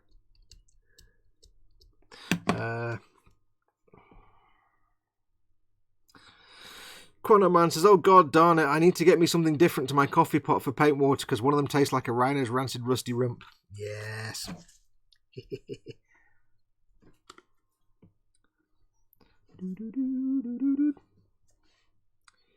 Lynn Dipple says something. She says, Live me pogmedic ethic pogvigat. Either there's an injury to the brain, or she's typing Klingon. Kapla. Me spelling. Fox, when you say magnets, how do you use that? Just curious. Wait, what? Hey now, I live in Tennessee, says Walter Wilmoth. Yeah, my brother lives in Tennessee. My brother and his wife, my sister-in-law and my nieces. I love the accent. It's fantastic. Bayer. When she said Bayer, I was like, oh, that's so adorable. Awesome. I love it. Bayer. Which is why I have a Collierville Dragons sweat top and t-shirt. None of which fit me anymore. I've grown too old and fat now to wear those.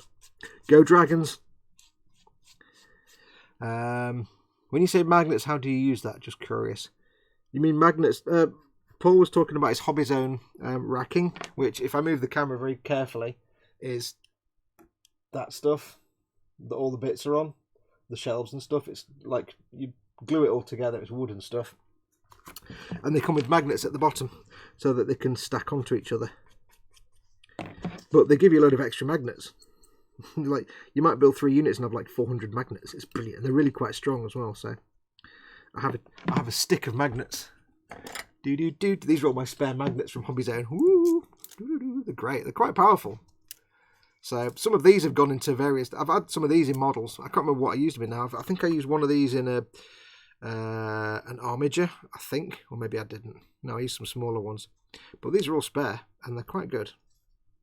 They're quite grippy. They can hold a knife, so they've got some good grip on them. They can hold that thing almost. Well, it bends in the middle. So if I was making an Imperial Knight and had a nice bigger weapon on there, one of these magnets would probably do quite nicely. I've got a load of magnets, but these are just extra spare ones. So let's have a look. Dad says there what I've used for the Dacket on the Baneblade.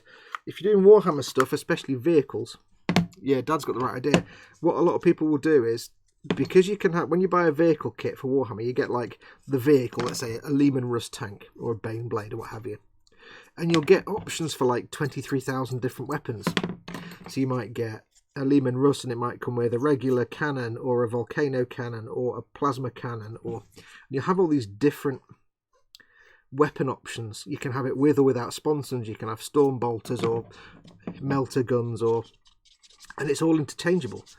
But a lot of them, some of them are interchangeable because the weapons just slot in, but some of them aren't. Some of them are basically, you have to glue this thing together and that's it, you're stuck with that thing on your tank.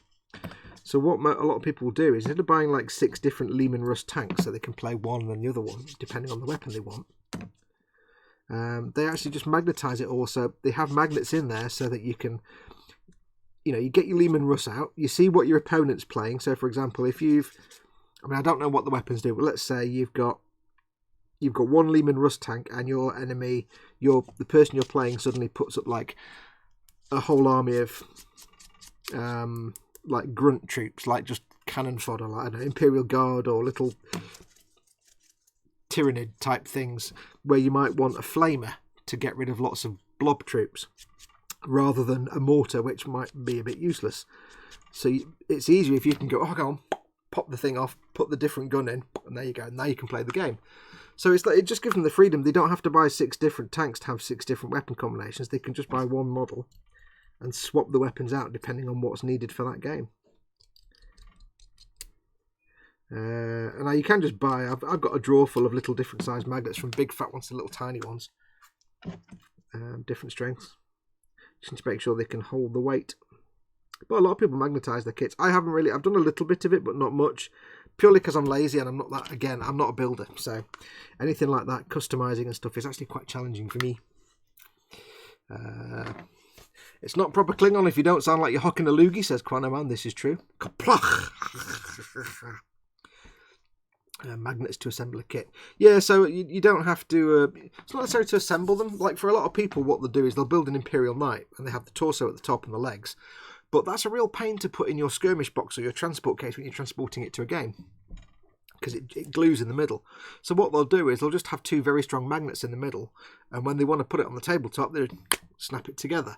They can play it on the table, and it's not going to fall apart. But when they want to put it back in the transport crate, they pop it apart, and then you've got the torso and the feet, a much smaller area taken up in your transport case. So for some things, it's just to make things easier to transport around, and for some things, it's just so you can swap things around, change weapons out and stuff like that.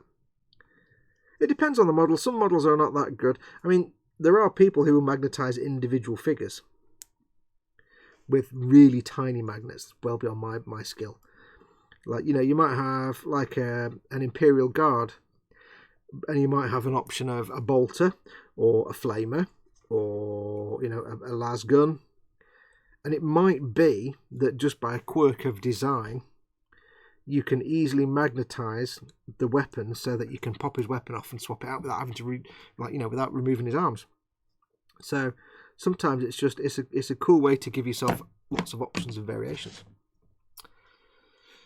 Fluffy Gut says, yeah, some of my t-shirts shrunk too. Not sure how that happened.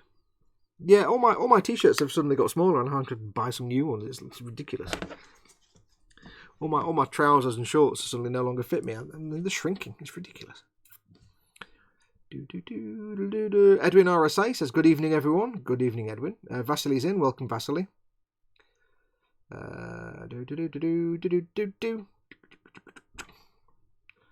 Somebody's mentioned about a Mac. I don't know what we're talking about. How's the factory, Paul? Di Tommaso, have you done your rounds yet?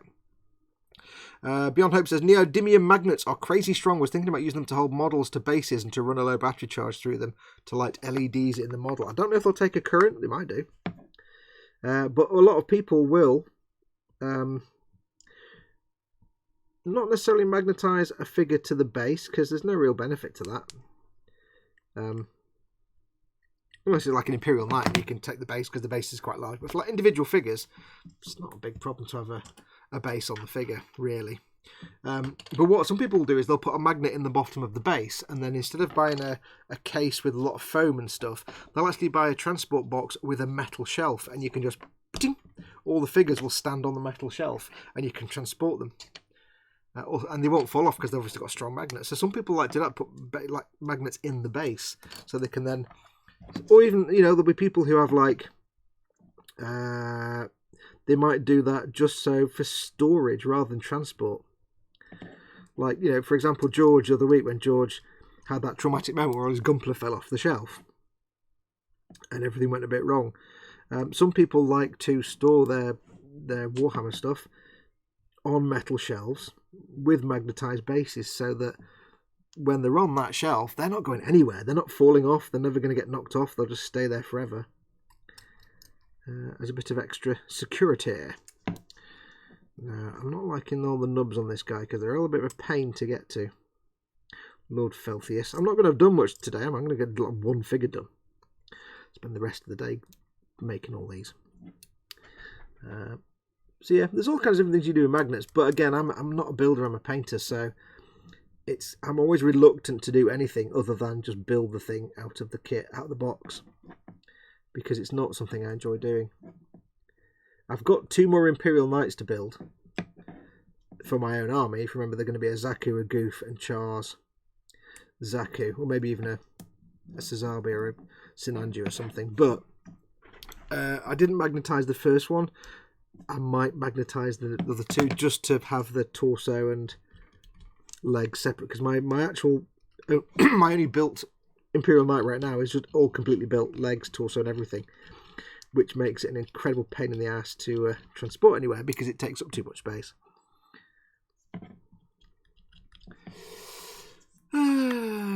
That Dad says it's what he'd use for the Dakar on the Baneblade. Yeah, Dad's magnetised all his little sponsons and extra weapons and stuff so he can swap them all out.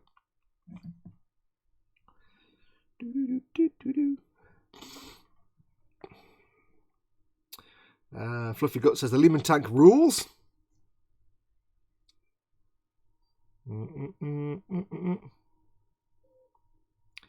Let's have a quick look at the chat. People are talking about all bits and bobs. Fluffy Gut says it can save you a lot of money using magnets. I have a 5,000 point Imperial Guard army just so I can have one of everything.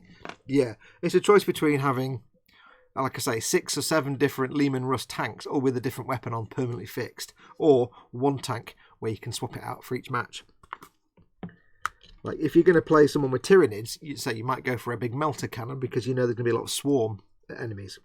If you're going to play someone with Necrons, you might want to go for, I mean, I could be wrong here, you might want to go for swapping that out and putting, say, plasma weapons on there. Or something else. If you're playing someone with lots of vehicles and armour, you might want to change for, say, a mortar or something, just to do more long range. So you can swap around. And you'll know in advance. It's not like you're going to say, what are you playing today? I'm going to play this. Oh, right, I'm going to swap over. You kind of agree beforehand with someone what you're going to play. And you'll know what you're going to play. It just makes it more fun. And you don't have to buy 32 different things that way. Things are good, Fox. Don't need to do rounds here. Cool, said Paul.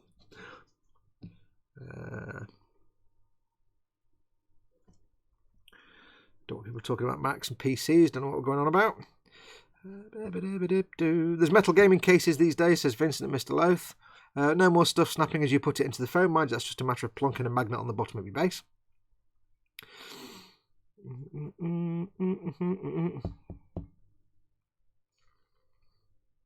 Do you glue it on the figure? Or do you fit it inside the piece? It depends. It depends on what you're making. If there's space to stick a magnet in somewhere, a lot of people will. Like, for example, what I've seen people do is where they have a Space Marine who's got an arm here and an arm there, he's holding a weapon. What they might do is they might put they'll build the torso, they'll drill a little hole in each of the armpit shoulder areas, they'll install a tiny magnet and fix it in with like epoxy or something like that, or super glue and a bit of talcum powder to make it really firm. And then they'll put a tiny magnet on the inside of the arm, the bit where the arm joins to that, really tiny magnets. Drill a little hole, glue it in. And then they'll have, basically, then they can swap the whole arm unit out with a different weapon. So some people do make little holes here and there. With things like Imperial Knights, you'll be drilling things out to mount magnets in. It might be that the shape of where you want to put the magnet already has a recess you can put the magnet in, and you can just stick it in there and cover it in super glue with some either epoxy glue or Gorilla Glue or super glue with baby powder or talcum powder to make it really rock solid. There's all different things you can do. Some people put little tiny, like they'll have a magnet on one piece and a little tiny flat shiv of metal. Magnetic ferrous. Oh, what was that? Walter donated. Thank you very much, Walter. That's very, very kind of you. Absolutely. An officer and a gentleman, sir. Very, very kind. That's taken a little bit of Simon's health off. You can see his health's gone down a little bit, but thank you very much. That's very kind. That all goes into the pot for the winnings. Whoever becomes the new stream boss. So sometimes people they'll use a magnet on one side and to save on magnets, a tiny piece of metal on the other. So there's all different things you can do. Like I say, I don't do it much, like I say, because I'm not a builder, I'm a painter. So to me, the idea of drilling holes and gluing extra bits in and customizing stuff doesn't sit well with me because it's not what I'm good at. So I don't tend to do it. But I understand why you do it.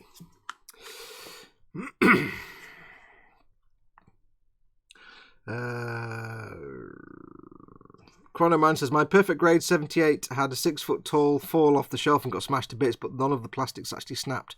I think it's made of actual Gundanium.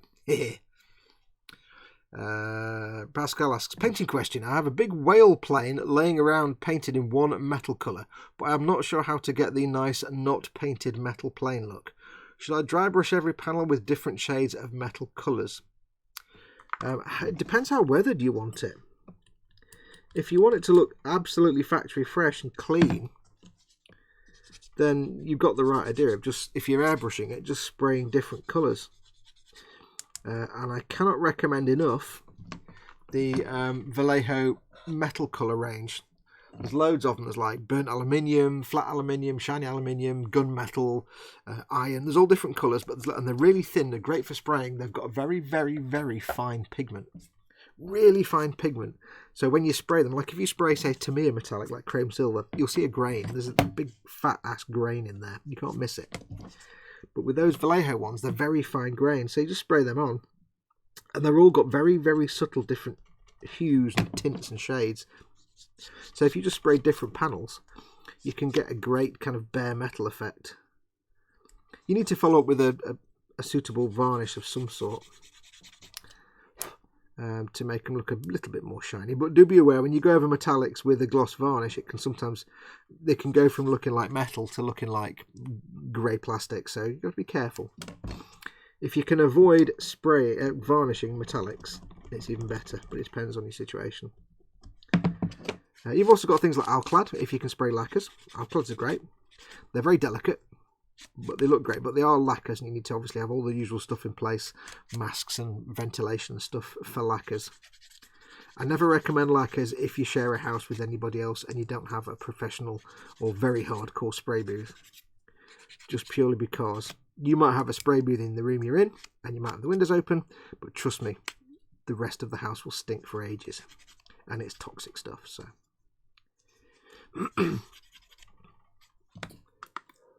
But I'm not an aircraft builder, so anybody in chat who's more familiar with the aircraft, do let me know. Do let Pascal know what some good options would be. Right, I've finally done all the bits. Finally. So what we'll do, I shall take a quick swig of the tea. Nom, nom, nom. Oh. It'll take me an hour and a half to, get them off the sprue and sand them? Fox, you're an idiot. I'm rubbish. I do suck, don't I? I've only got 3, 4, 5, 6 other guys to do. People are talking about expensive repairs for Apple and PCs and stuff. I don't know why. I've nothing against Apple, but I think I'd probably go for a PC because it's just easier to buy bits and repair. Plus, I get my mate to build my PCs anyway. Vincent Mr. Loath says, I love Mr. Metal Colour for metal finish bits on aircraft. Being buffable, you can actually tweak the finish that way, having a dull, often handed panel like the ammo hatch to a very shiny finish. One other thing you can do, because I've got some Mr. Metal Colour here, if I can get them out. I've got some Mr. Metal paints. They are lacquers, but if you're not spraying a lot of them, it's not. I mean, I've sprayed some of these indoors, and they are stinky, but I didn't do a lot, so. But they are quite good. They are buffable. And they're very good fun. I used some on... What did I use them on? I used some on... I think if you go to my playlist and look at my 160 scale no grade strike Gundam, I think I used them on the inner frame for that. Or it may have been the inner frame for my Mega Size RX 7082. I can't quite remember. But they're quite good. You can also use things like C1 Metallizer. Which is the buffable powder you put on, or Ushi van der Rosen is the alternative, but that's flammable and C1 isn't. And you can actually get some good effects weathering with that. If you don't want it to look brand new, then I found if you do something in C1 Metallizer, so a gloss black primer and then C1 Metallizer and buff it off, lovely, lovely, and then go over with some enamel, like panel line washes, just in panel lines, but make sure you're messy and go out the edges. And then after about 20 minutes, buff off the excess enamel paint and weathering product from around the panel lines. It will tarnish the C1 so that where there was no enamel, it's not been rubbed in, it's nice and shiny, and where the enamel was, it's just gone a bit dull. It's gone a little bit tarnished and dull, and it gives it that nice used look. If you on my playlist for the Space 1999 Eagle Transporter, go and watch the bit where I did the engine bells. That was using C1 Metallizer and an enamel panel line wash. Oh, it might have been streaking grime. It took me 10 minutes and it was fantastic.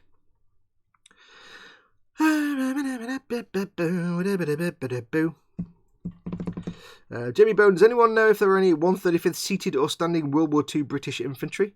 I need a small squad preferably. There will be. Someone will make them.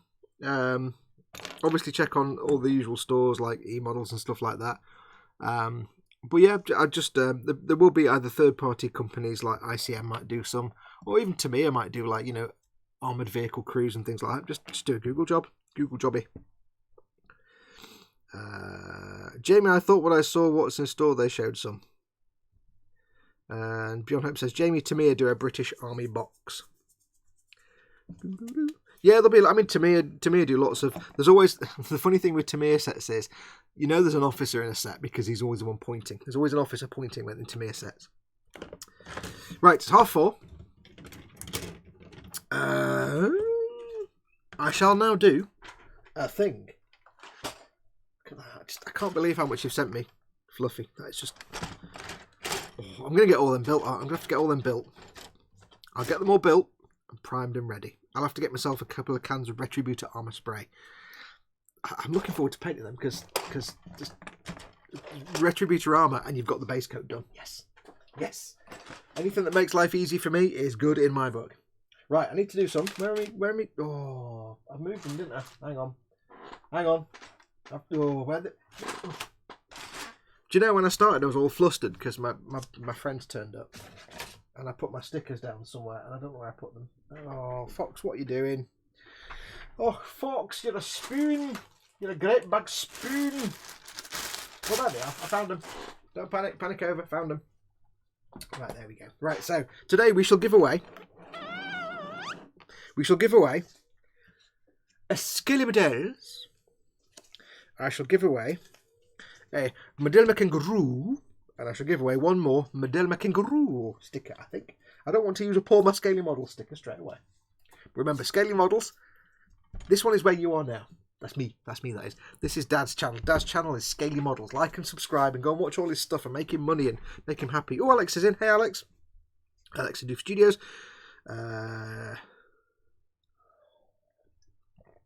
Alex has just turned up. Just as we're giving stickers away. There could be a connection there. Are you going to end up being like Carl, who'd always... I've not seen Carl for a while. Where's Carl nowadays? Everybody heard from Carl at Making Models? I've not seen him for ages in the e-model stream, or on any of mine or anywhere else. Not seen him. What's he up to? He normally turns up when you start giving stickers away. Yay, just in time for stickers. I need new ones for my cutting mat. Yay! Ooh, I need Dad's sticker, says Lynn. Right, I have, somewhere, the pen of writing awesomeness. Alex says, can't stay long, gotta go to bed soon. Well, see if you win a sticker first. We have 3 stickers on which I shall write. I shall do... Okay, Simon made a request. It'll be very badly drawn. We'll see how well we do. Let's have a go. Let's have a go. I've got it all wrong already. Look, it's already gone off the page and everything. I don't even know whether they have like big fat... It's going to be the worst squig ever. Trust me on this. It's going to have like little tiny legs. It's gone wrong. It's gone horribly. I don't even know what that is. Oh, that's gone horribly wrong. It's some kind of real mutation. Oh, that's just kind of real chaos squig. I don't even know what's happened with that. It's just, oh, that's just gone horribly wrong. You thought squigs were bad. That's just, oh, that's evil. That's just, oh dear. I'm just going to write, oh dear. Oh dear, that went wrong. T-Rex with no body, says Alex. No, it's supposed to be a squig. It's not. If someone, one of the mods, could somehow do an image search for a squig and post a link into the chat, I'd be very grateful. It's supposed to be a squig, but it didn't come out like a squig. It's gone wrong.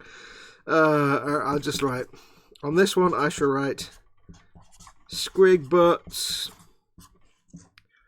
and on this one I shall write Papa Nurgle. There you go, Papa Nurgle.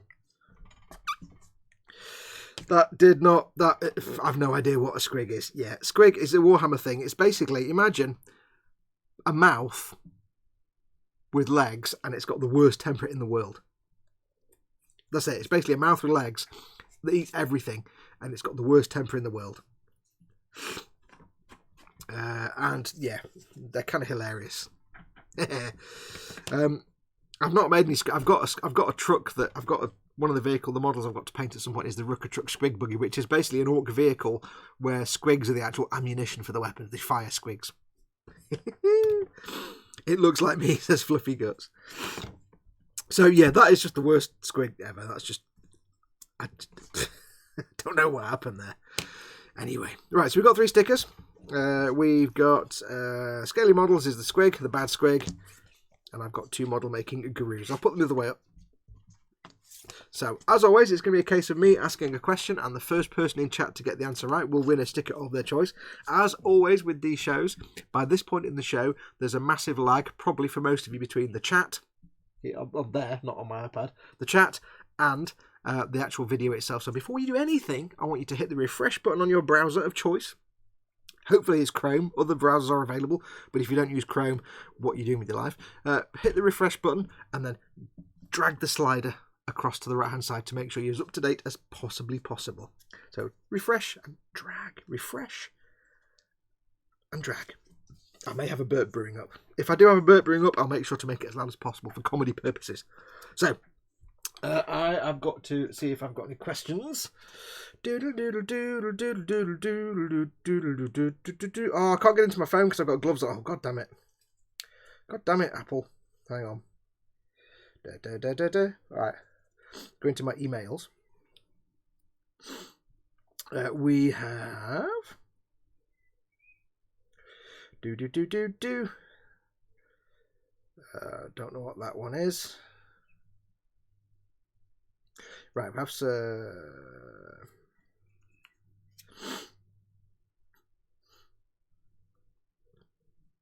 okay, there we go. I like this question. This is, yes, I like this question. Thank you very much. Question from Isaac. Now, I say I'm going to ask the question. I need you to answer. But, as always, just because you appear first on your chat doesn't mean you're actually first in the actual chat. You see your chat as it appears at your end. You're not seeing what YouTube gets. I see the chat as YouTube receives your comment. So when you send a comment, it can just take 5 seconds to get to YouTube. So just because you're first on your chat doesn't mean you're actually first. So don't panic if you don't win, even though you're first on your tally, because it doesn't mean you're first. Anyway, right, are we ready? So this one is a little mercenary. I will admit it's a bit mercenary, but I didn't write this question, so it's not my fault. This is a question from Isaac, and the check is in the post. Are we ready? First question is completely mercenary. Okay. As you know, I have a Patreon page. You can support me on Patreon. I want you to give me 3 out of the 5 tiers. List 3 of the 5 tiers that you can choose on my Patreon page. Go. 3 of the 5 tiers that you can choose to support me at. And it's a good job you listed them all, because I actually forgot. I actually can't remember what half of these are. It's the first person. There'll be a pause while everybody quickly goes to my Patreon page, which is, of course, patreon.com/modelmakingguru. It's there on the screen. I like this question. Totally mercenary. It's not 1, 2, or 3. They actually have names. I need the names of at least 3. Well, I need names of 3 of the Patreon tiers. Patron tiers. Everybody's sitting there copying and pasting. And that creator says, at the same time, hit that button and support Fox. And in the interest of full disclosure, I just banged my teacup on my teeth and it really hurt. And let's have a look. The first person in there is Simon Reynolds, who says honorary instruction page turner, a sprue cutter, and cherished nub cleanup. Yep, the 5 tiers. I've got to unlock my phone every time because it won't recognise my thumb. The 5 tiers are page turner, sprue cutter, nub cleaner upper, Kevin stream boss, and second pair of hands. So there you go. There are 5 tiers. So well done. Thank you for that question, Die Creator. I shall add that to the list. So there you go. So Simon, which one? And yeah, did I even need to ask? He's been trying to get one with a squig on the back since I started doing this. Oh, I was about to write squig. Oh man, I've got to find somewhere to write. I need a smaller pen now. Hang on. Where's my smaller pen? Oh, I don't know. There we go. So now it looks like I'm captioning this squig as you. So there we go. Yeah, bless him. He's been trying to get... It was funny on the other day when I did one and I had one with a squig on it. And he would... every time somebody else got the answer first, you could see him sitting there thinking to himself, don't pick the one with the squig, don't pick the one with the squig.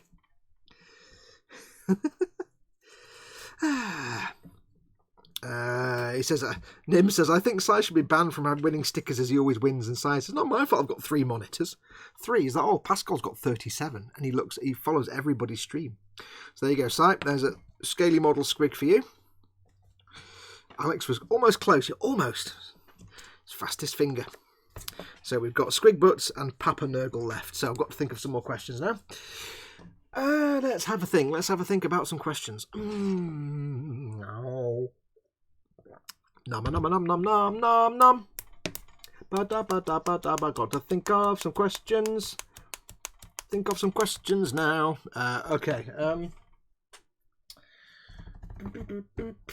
Here we go. Here's a question. We're gonna do Gundam-y questions. Here's a question for you. In Mobile Suit Gundam. Everybody ready? Fastest finger first. In Mobile Suit Gundam, I could be wrong. Keep this in mind. This is pulling this out of my ass. In Mobile Suit Gundam, there are many spaceborne colonies living on massive space stations. What are these space stations known as? Go. Not the name. They're given a particular name. They're not called space stations. What are they called? Just Django says sides is the right answer. Alex, you're almost close. George, almost. 2 big Gundam heads in there. Django, Just Django says sides is correct. They are sides. So, Just Django, would you like Squig Butts or Papa Nurgle? That's not a question you often get to ask out loud. Oops. Alex says, you're so close. So yes, who was it that won? I've forgotten already now. Just Django, which one would you like, buddy? Papa Nurgle, there you go. Just Django.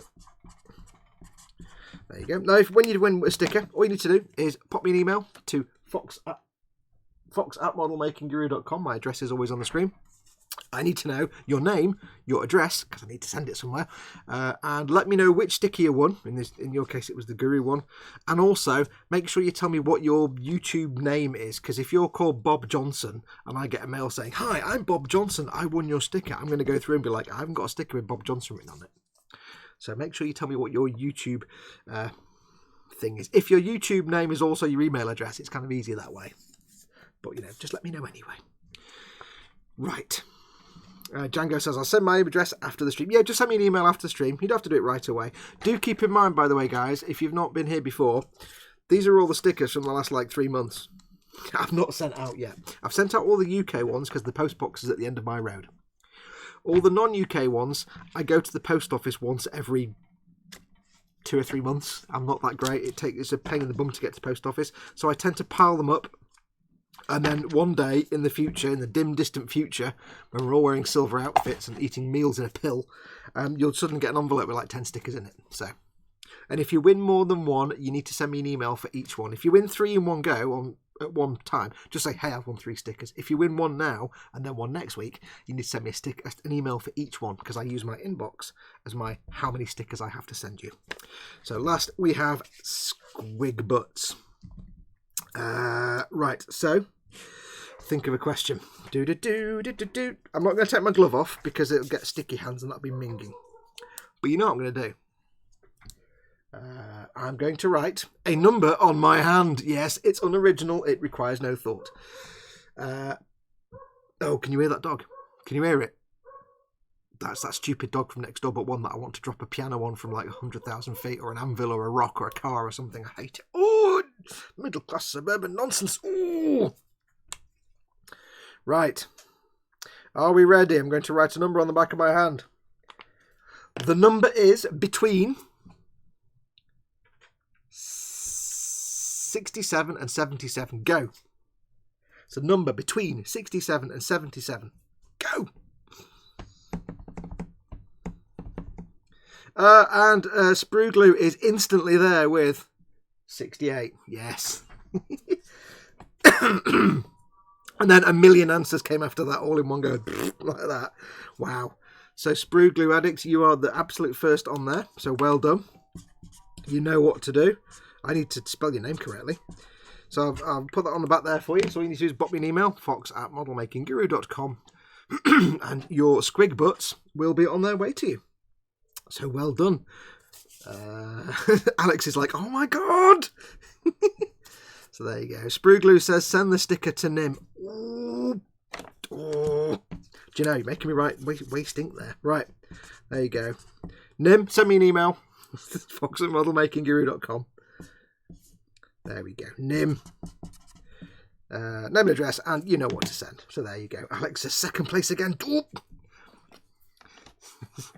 Alex, send me an email. I'll send you a sticker. It doesn't really matter. If anybody wants a sticker, you can just mail me for a sticker, but it's more fun to try and win one. If you want me to send you a sticker, I'll send you a sticker. Right, I just need your name, address, and email address, and all that nonsense, and things, and stuff, and things. Right, what time is it? Come up to 5 o'clock. We have an hour. See, I can just send you a sticker, but it's more valuable if you win it through your own wit and sagacity. But if you want one, I'll just send you one. Right, so we've got to make Lord Felthius. Nah, I want to win one fair and square, says Alex. Good man, good man. Right, let's do some gluage, and some stickage, and some buildage. Now, you don't need to actually glue these chaps, and I might not, but one thing I do need to do, and this is something I learned in my many years building Gundam, which there aren't, is to nip off the end of these pegs. When you're building Gunpla, you nip the end of pegs off so that you can easily take pieces, put them together, and take them apart again, so you can strip it back and paint them individually. It's even more important you do this with Warhammer, because Warhammer, once you put these two things together, you will never, ever get them apart again, because they are hardcore. Alex says, well, that was some good excitement for one night. Off to bed. Have a good Sunday, gents and lady. Thank you very much for coming, Alex. See you again soon, buddy. Take care, and sleep well. Fluffy Gut says, I want to win one via combat to the Drath, or death even, in a later edition. I don't know. Anybody fancy taking on Fluffy Guts for some combat to the Drath? I'm not afraid of Drath. Now, death, on the other hand, terrifies me. So yeah, I found if you want to make sure you can sort of get some leverage with these, just snip them back. Get a 45-degree angle if you can see it there. 45-degree angle, and just snip back the very tip. It just means that when you try and get them apart, there'll be a little bit of wiggle room. Now, the difficulty with these is it's not just the length of them, it's the... I hate to say this, it's not just the length, it's the girth. They can be a tight fit even if you do that. But I'm going to glue these, I might potentially glue these anyway, so it doesn't really matter. If you do that and you try and put them together and they're a bit loose, you can just glue them. It doesn't matter. But if I can avoid gluing him, I will do, because I might want to take him apart to get this cloak off. So let's see what we do. So we need to get part number 2, part number 3, which is the bonds. Part number 3 needs to go on there, like there, to see. That's his arm. That's his bonce that goes in the hole there. Good job I didn't cut that any shorter. That would have kind of knackered him for getting his head on. Get your head on. Okay, so that goes in there. It's a bit of a weird fit. Not fitting particularly well. Huh. Is that supposed to be such a pants fit? I do not know. Let me remove this piece and find out. A fate worse than death. This will also be the name of my AdMech army. I like that. Lynn says, great, I forgot to tell you. A fate worse than death. That sounds very Terry Pratchett. I like that. Why is this being an arse and not actually going in all the way? Where's my stabberty knife? Stabberty knife, stabberty knife, stabberty knife. Stabberty knife, boom. I'm going to widen this hole just a little bit. Yeah, the fit for pegs and sockets on Games Workshop stuff is incredibly tight sometimes. So, do be prepared to make some expandings, some slight expandings occasionally from time to time, maybe. I don't know if that's in properly or not. It doesn't feel like it is, but it might be.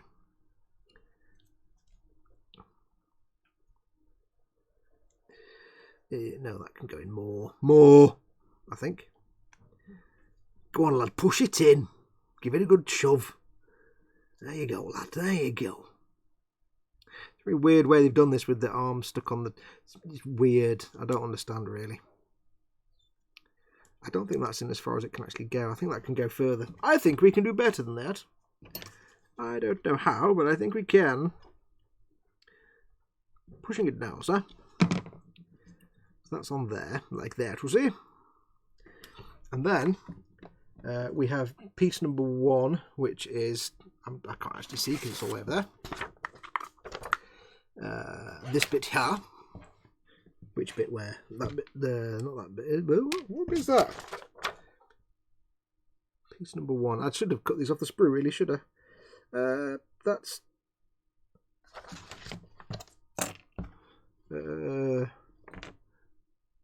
Wait a minute. Wait a minute. Am I missing a piece here? Did I put the... hang on a minute. I'm looking... Where's the... Wait. Something's gone awry here. Have I thrown the sprue in the bag and got a piece left over? There. There's a bit with feet on. I'm not seeing a bit with feet on. Hang on. Oh.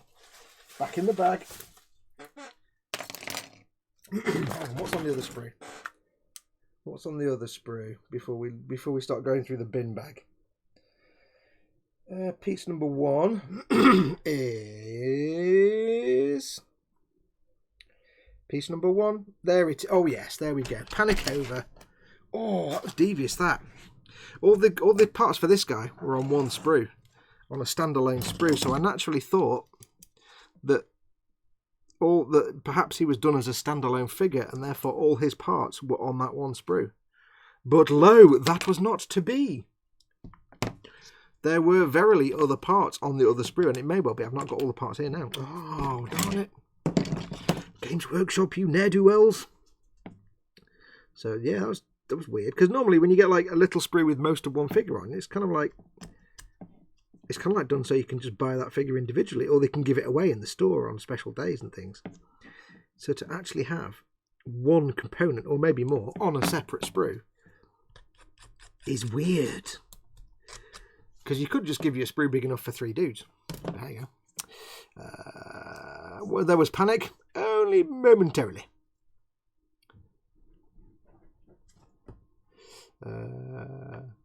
So many small man parts jokes, he rephrased slightly. My mind hurts, says Fluffy Guts. Quanaman says, oh heck, I need to go for a massive 20-gallon wee. Yeah, I wish you had written that, because I do as well, but I'm kind of trying to ignore it. Am I the only one that uses a hammer to fit the pieces that don't fit well, says thy creator. Yeah, depends how big the model is. I use a hammer on... I have actually used a hammer on a piece that didn't fit very well, because the piece that didn't fit very well was an entire Revell kit, and I used a hammer by smashing it to pieces and just destroying it and throwing it away. Yeah. That joke took longer to execute than it was worth. What's chat doing? Guy comes in a box with his retinue, says George. Yes, it's just I kind of... Because all the bits were like on that one sprue, little tiny standalone sprue. It's like the kind of little tiny standalone sprues you get for when you go on a special day to the Warhammer store, they give away as a Space Marine, or when they first did the Primaris, they gave like a Sergeant figure on a little tiny sprue. And my brain was like, oh, this will just be a standalone figure for Felthius. So maybe it's like you can buy them separately, or you can, as outside of this set, or you can give them away when they launch the set or something. Clearly not. Clearly not at all. Now, I don't need to worry about... Do I? I might make these holes a little bigger, again, just so that I can, if I need to, take it apart. But if I need it to not do that, I can glue it. Just widening out the hole a bit. And just snipping off. You don't have to do this. I mean, it may well be that once I've got them together, I can look at it and go, oh, it'd be dead easy to paint that. I can get in the back of his cloak, no problem. But I might not be able to, so let's just check before we go in and risk it for a biscuit. So that goes on there, that goes on there like that, you'll see. Squish him down. Squish it down. Oh, a big nub on the back there, you spoon. Nubtacular. Ow, spiky bit. Stabity, thank you.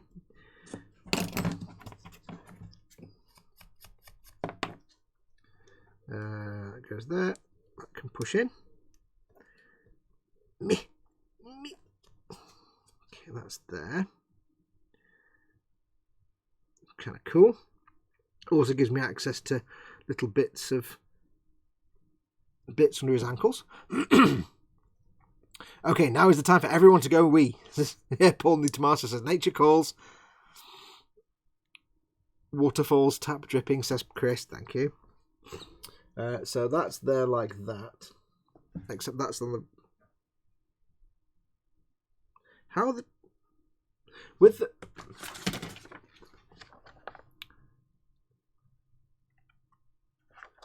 Okay, he's kind of missed off half of his weapon there. They say the weapon stops before that leg. It actually carries on all the way around the back, but never mind. We'll let that one go. Then we have the back here. Back of his head.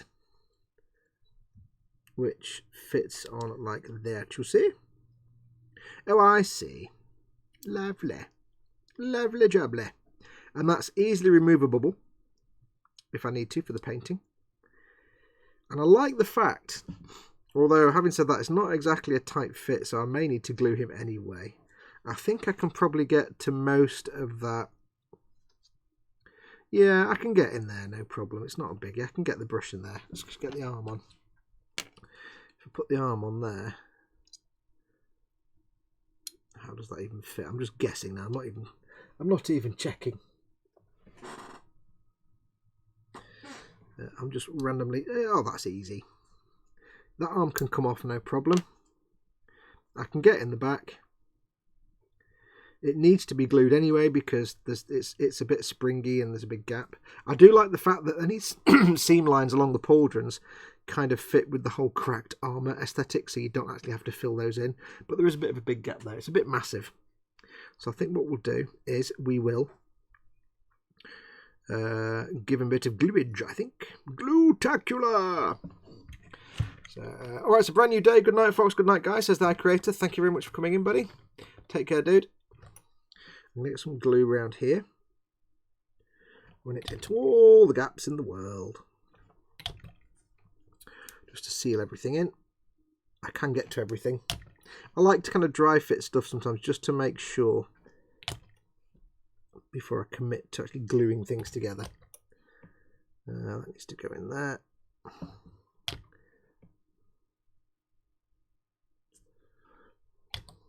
can run that down there. Lovely.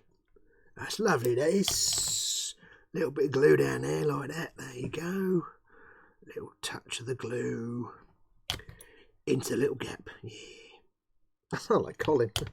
Sorry, Colin. Stealing your vibe. And what we'll do is I'll get that down there, get some real good gluiness going on in that.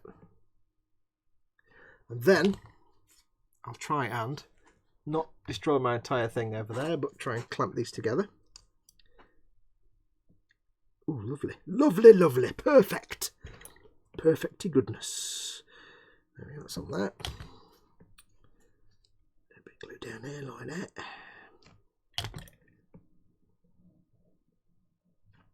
I don't know why, but when doing things like this, it just works with Colin's voice, Colin's accent. Yeah, a little bit of glue down there like that. Yeah, lovely. Lovely. Perfect. It just sounds much more engaging than me saying, I'm going to stick this on there like that. There you go, happen. So I will grant my southern cousins that sometimes their southerly accents are more engaging than northern accents. But I don't know. There's probably some things we're good at that you aren't. So there you go. I've decided. I'm waffling currently now. I'll just stop. Right, so he's glued together. I'll just leave that clamp on him for a bit just to help. It's not going to get rid of those seam lines completely, but the advantage, like I say, is because it's like cracked armour and there's a horn growing out. You can kind of get away with that being a crack in the armour, not actual two different pieces glued together.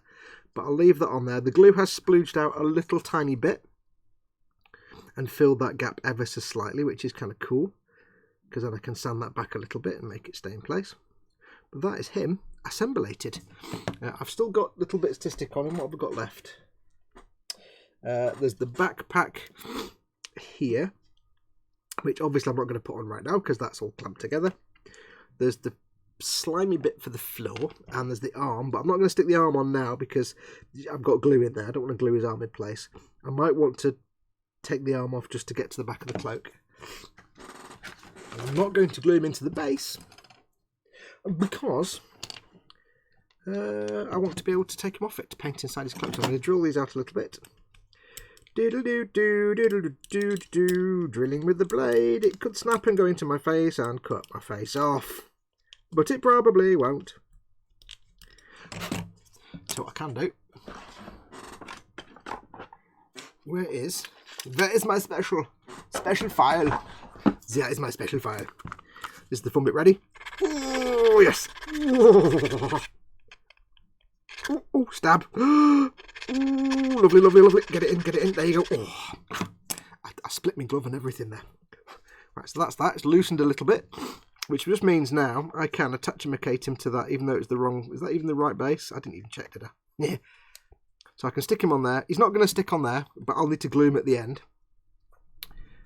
But at least now, when I paint him, he's not going to be attached to a base. I'm not going to permanently attach him. I'll just... If necessary, I can blue tack him on there while I'm painting other parts. Let's have a look. I could get some blue tack under there and hold him in place temporarily while I paint most of him in a grip, and then once I need to go into the back of the cloak, take him off and do that. I could use PVA glue. That's another option, of course. Cool. So, try a little bit of the blue tacks. Just temporary. I didn't actually need to make those holes any bigger. I could have just left them as they were, and it probably would have been easily removable. Removable? That's not even a real word, Sam. Making up words now. So that can go on there. That can just squidge onto there. Just holds him in place in no way at all whatsoever, but never mind. Yeah. It can go there. That's just... Oh, no, that's not right. That's not right. Which way does it go? It goes that way. There we go. So that's him, loosely in place. He's firmly enough in place for painting, so I can put him into a doobie-doo and paint him, but pop him off again. And then when I've fully painted him, I can just get some glue on there, or at least when I've fully painted under the cloak, I can get some glue under there and start on with the painting. That's no problem at all. I will just glue his feet on, I think, as well. So I didn't do that, did I? Didn't put any glue on his feet. Fluffy Gut says, oh, come on, everyone knows there's nothing beyond Watford.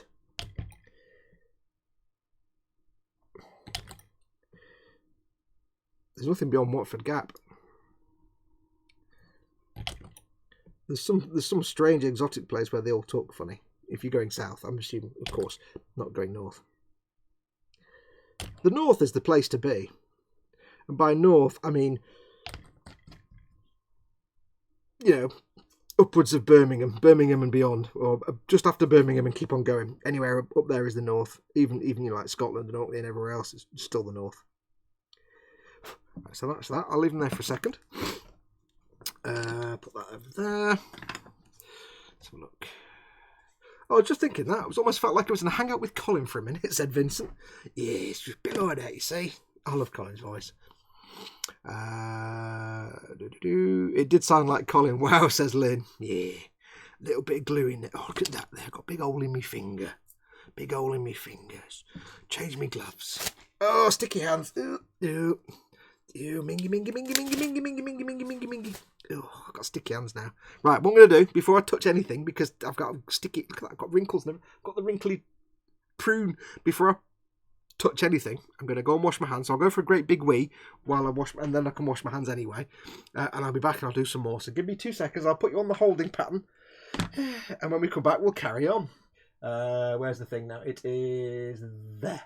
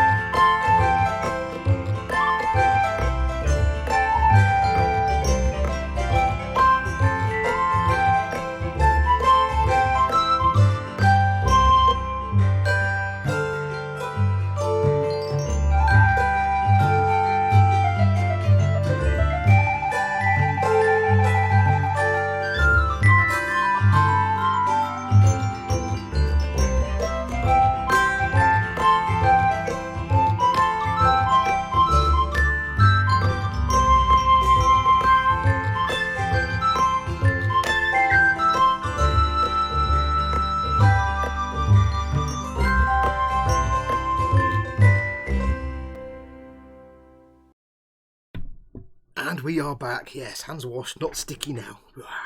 Right, where are we? King in the North, says George Gabriel. King of the Lab. That's Scott, says Fluffy Guts. King of the North. Yes, George, winter is coming, says Paul. It feels like 1 p.m. New Mexico time, but it's 10:20 a.m. And Vasily says, New Mexico is Roswell area. Seen any aliens? That was too fast, says James. When you need to go, you need to go. And the bathroom's right next to the toilet, so you can fast wash. Don't worry about it. It's all hands are washed, everything's clean. Here's my handle, here's my spout. Oh, did I manage to catch the stream? That's an unfortunate choice of words. I've just been for a big wee. So, yes, welcome back. You missed sticker giveaways. Right, so let's have a look. So where are we up to? So we've got this guy Glued. I've Glued the feetage, but ever so lightly, ever so delicately. I will put that on there. Again, just loosely, just so that when I can paint him, I can take him off. Now, there is this bulbousy, tentacly thing, which doesn't appear to be part of him. So I'll put that to one side. We have his arm, which I don't really want to stick that on right now, but I'll just jam it in anyway and see what happens. Actually, you know what? I can glue his arm on now because it's not going to be in the way of anything. Screw it, let's do it. Let's risk it for a biscuit. There you go. Also, his things come off because I just took it off. Am I being special? I'll shut up. Wow, I'm still hyper from earlier. It's all that fudge. It's Fluffy Guts' fault. I'm in space now. I'm in space and everything. What are you all having for tea tonight? If you're in the UK, what are you planning for dinner tonight? Or if you've not had your evening meal yet, wherever you are, what are you planning for you? My plan tonight is fish and chips, but not fish and chip shop fish and chips, but actual fish and chips made by me at home fish and chips. Which is basically, you know, bird's eye breaded cod and some chips.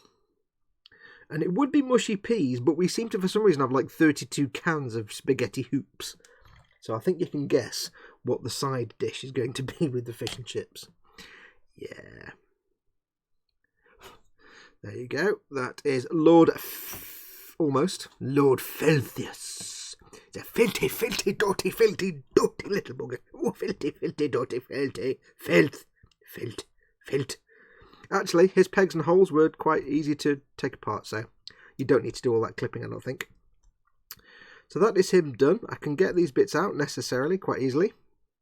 I will be able to take him off the base if I needed to. I don't need... no, I'm talking rubbish. I was going to say take his cloak off, but I've glued it in place. I don't need to take it off. I may leave the backpack off or unglued, just so I've got the freedom to remove it to get to these sensors here on the back. I don't know what they're called then. Oh, I've just noticed. Oh, I don't know if you'll see. Let me see if I can zoom in. This is gorgeous. This is so gorgeous. I love the humour in these things. Although I'm not really sure maggots are humour, but I don't know if you'll see on his cloak because the resolution will be gash. But if you look at his cloak, it's not all... You know, like Warhammer have fur bananas where they make a fur cloak and it's like little bananas made up to look like fur. It's not all fur bananas. Some of these little fur bananas are actually maggots. Oh, that's beautiful. I don't know if they're all maggots. No, some of them are just meant to be fur, but some of them are actually maggots. Oh, so it's going to be, when we paint this, it'll be painted fur colours, but with maggoty goodness in there as well. Oh, yes. So I think we're going to be painting this chap, I think, properly. I'm going to paint him properly anyway. So I think this guy will deserve a proper paint job. Maybe his sidekicks might get a proper paint job afterwards. We'll get the basic paint job for them, but he deserves a proper paint job. Look at that. There's that poop-eating grin. Yes. Yes, that is beautiful. That is beautiful. Right, let me zoom out again for you. What time are we on? We're on 23 half past. I'm not going to start another guy just yet, because I've got 2 more to do, and then 3 Reavers and all the 5 gold rings. So I won't start another one right now. I'll do them after I've had my dinner later on. I'll do them later after I've had my tea and my fish and chips. Fish and chips. Cool maggots. Oh, yeah.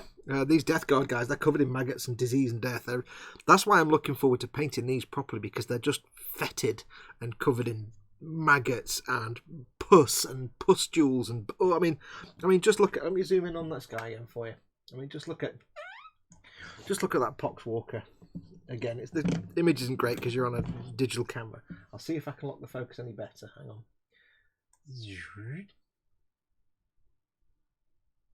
It's because we're zoomed in, it puts it to potato quality, and there's nothing I can do about that. But you've got here just like big nasty pustules on his belly that are right to pop, and he's covered in spots and pustules and warts, and there's horns sticking out, and disgustingness. They're like boobs. They're not boobs. They're just like pustules and things on his back. But and you know, if any of you out there had, when you were like a teenager, you had acne. I had acne when I was a teenager. We all had spots. We all had zits. Any of you out there suffered badly with acne as a kid? You just be getting nightmare flashbacks when you paint these guys, because they are just like, it's disgusting. So yeah, but yeah, Death Guard guys. I think they're just going to be ultimate fun to paint. I think these sort of mostly fleshy guys will be great to paint with the contrast paints. These guys, maybe not so much, because there's armour in there, and touching up armour when you make mistakes on other bits is kind of fiddly. So I think these guys will still benefit from the traditional stuff, but yeah. Things like perhaps the dripping fluids, or, all the bits and bobs, like some of the horns might work with the contrast paints, just to save yourself time. And you can go over them with proper paints afterwards, but yeah. That's nice. Nurgle, the gifts, Nurgle, giving gifts that keep on giving, says Sergeant Bones. Hey, Sergeant Bones. Maggots is good eating, says Sergeant Bones. I've eaten mealworms, but I've never eaten maggots. That's just gorgeous there. Let's have a look. Let's see what people are doing in chat. Beck Storm says, that's fine, I got my stickers in the post of the day. Thanks, Fox. My pleasure. Like I said to everybody earlier on, I have done most of the UK stickers now, because my post box is like 10 yards down the road at the corner of my avenue. But the international posters and sticking thing, that's like I have to go to the post office, and that's a pain in the bum for me to get to. So, that's every now and then. Once every 2 or 3 months, literally, for them. You will get them. When I was training, we were told to sing Happy Birthday 2 times in our heads, and that's how long you should wash your hands for, says Fluffy Guts. I wash fast. Hands fast. I wash my hands actually millions of times a day. I'm not like OCD that I wash my hands but I will wash my hands, obviously every time I go to the toilet, but every time I bring the bins in or do anything, I wash my hands so many times every day. I'm quite clean. Fastidious is the word. But not like a nutcase, OCD, scrubbing my hands for hours. I know, none of that, thankfully. Dad says, gammon and pineapple with New Jersey spuds. Do you mean New Jersey from like New Jersey in America? New Jersey. Or do you mean New Jersey spuds, as in spuds from Jersey that are new potatoes? I get my potatoes from New Jersey. Yes, that's, I did say what you're actually having for your dinner. Vasily says, I would love to have a laugh with the tourists running around the desert in an alien suit. And then he goes, but actually you've got guns. Yeah, it wouldn't end well for you. Quantum Man says, foods, all the foods what fit in my massive gob hole. That'd be all the foods then. Let's have a look. Is that the contrast paint, says Vasily. For this guy, yes, that's all contrast paint, and it took me about 5 minutes. I don't know if you hear it at the start. I'll zoom in again for you. That literally took me 5 minutes, if 5 minutes. It was about maybe 5 minutes. And I just basically applied them all as shades. Now, the orange is a single coat of orange. It did come out really nicely, but there is a couple of bits where it's a bit too dark because I let it pool. I didn't pay attention at the back and let it pool. So you'd have to watch for that. Although once it's matte varnished, it would hide away. But yeah, literally, for things like rotten flesh and stuff, dead good. And the other thing I thought they might be good for as well is, obviously when you're painting a miniature of some sort, like a figure, it's natural that all your attention and effort goes onto the figure. You don't really want to spend a lot of time worrying about the base. The whole point is the base needs to look nice, but you can't make it so complicated and overpainted that it takes anything away from the figure. So that's why you tend to get a lot of people just do a simple base with some texture and a bit of tuft or something like that. If you're making, say, a bit of scenery for your if you're playing the game, you're making scenery or areas like chunks of ground, you get like bits of scenery, pieces of ground with rubble and dirt and things. Contrast paints will be great there because your focus is these guys. if you've got some turf and terrain and scenery and stuff, you want to paint them quickly to get your tabletop set up. That's where contrast paints would be great. You give them a coat of the white or the grey primer, and then start using the greys and the browns. Do some wet blending for earthy tones and to get like bits of rust and corrosion.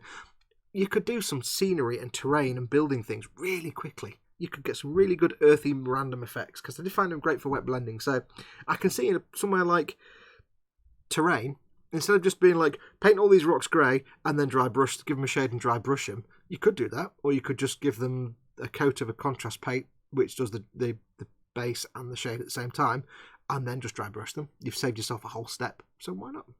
Why not? Maggots and pustules, says Lynn. Fluffy Gut says, I have some nursing home stories you don't want to know. I have some nursing home stories you don't want to know either. Yeah. Jersey Spuds at New Season. New Jersey. Simon Reynolds says, I got to run, Guru. Do me a favour and check your messenger after the stream. Ciao, guys. I will do. Thank you very much, buddy. I'm intrigued now. Thanks for coming in there, dude. How could we resist guts? I'm not going to read Paul's comment out. Yeah, I won't read that one out. Monetized and that, but yes. Fluffy Gut says, no, not this close to tea time. I used to work in... one of my ex-girlfriends used to do nursing home stuff, so I have some stories, but I also used to work in one of these support places where, you know, you have a nursing home and people pull the cord if they fall over or have an emergency. They pull the cord and they go through to a response centre, and then the people there, we used to, you know, either call an ambulance or police or whatever we needed to do, or contact the manager on site. So that was what we used to do. And, you know, I had some stories from there. Some funny things and some not so funny things. I have a ton of Lord of the Rings buildings to paint for the model show in 11 weeks' time, and these paints might help, says Fluffy Guts. Yeah, I mean, they're not going to... It's weird, because I think a lot of the grey... I tried the Space Wolves grey, I think it was called, and that was very transparent. That was really transparent, but I think a few coats... You could probably paint things faster because you're missing out the whole shade layer, although there's nothing stopping you doing a shade as well. Of course, if you've got lots of scenery all the same colour, it's even quicker just to get your airbrush out and blap a base colour on and then go in with some shades and some weathering. But it's a case of, if it's just as fast to stick down the main colour on a contrast paint, and while that's still wet, go in and mix it. Like, you know, you could say you've got a big load of rocks. What you could do is, traditionally, you'd paint them grey, prime them grey, you'd add a shade, then you'd mix in some, say some Null Oil or some Agrax Earthshade or some Athonian Camera Shade. You mix it all together while it's still sitting up there and all wet. And then you do some dry brushing, and that would be some rocks or something. However, what you could do is use similar colours in the contrast range to paint the actual rocks.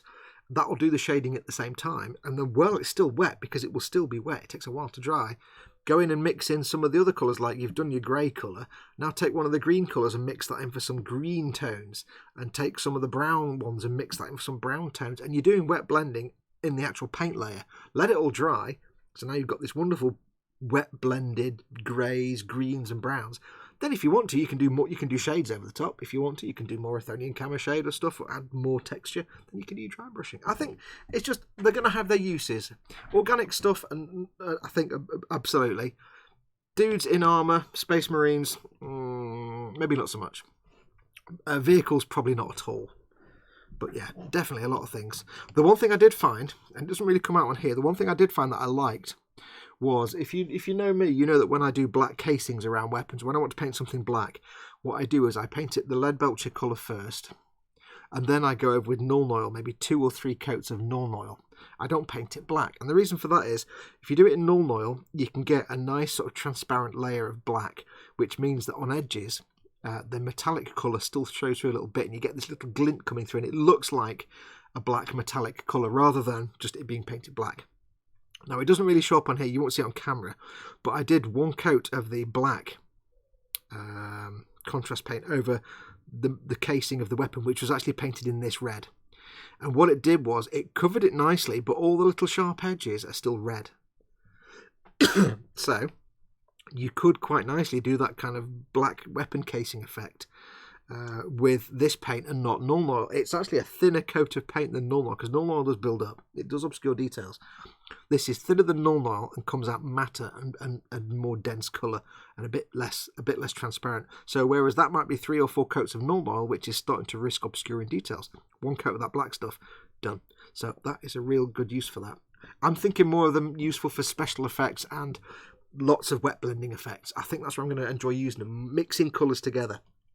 I want to paint big things. I want to paint things like a carnosaur, just because it's all the colours. I want to paint big, not the complicated, like, you know, Archaon Ever Chosen stuff, because they've got lots of fine detail, but just big things like carnosaurs and stuff, just big honking creatures, and just where you can just really get messy and mix the colours, and that's going to be great fun with the contrast paints, I think. Vasily says, we'll all be in a nursing home soon. Can't wait. What, we'll all be in the same nursing home? That's going to be chaos. These buildings need to be pale, says Fluffy Guts. Are they basically rock or stone? I think there were some sort of pale colours in there, but that's... yeah, they might be a bit too strong, but you could go over them with, for example...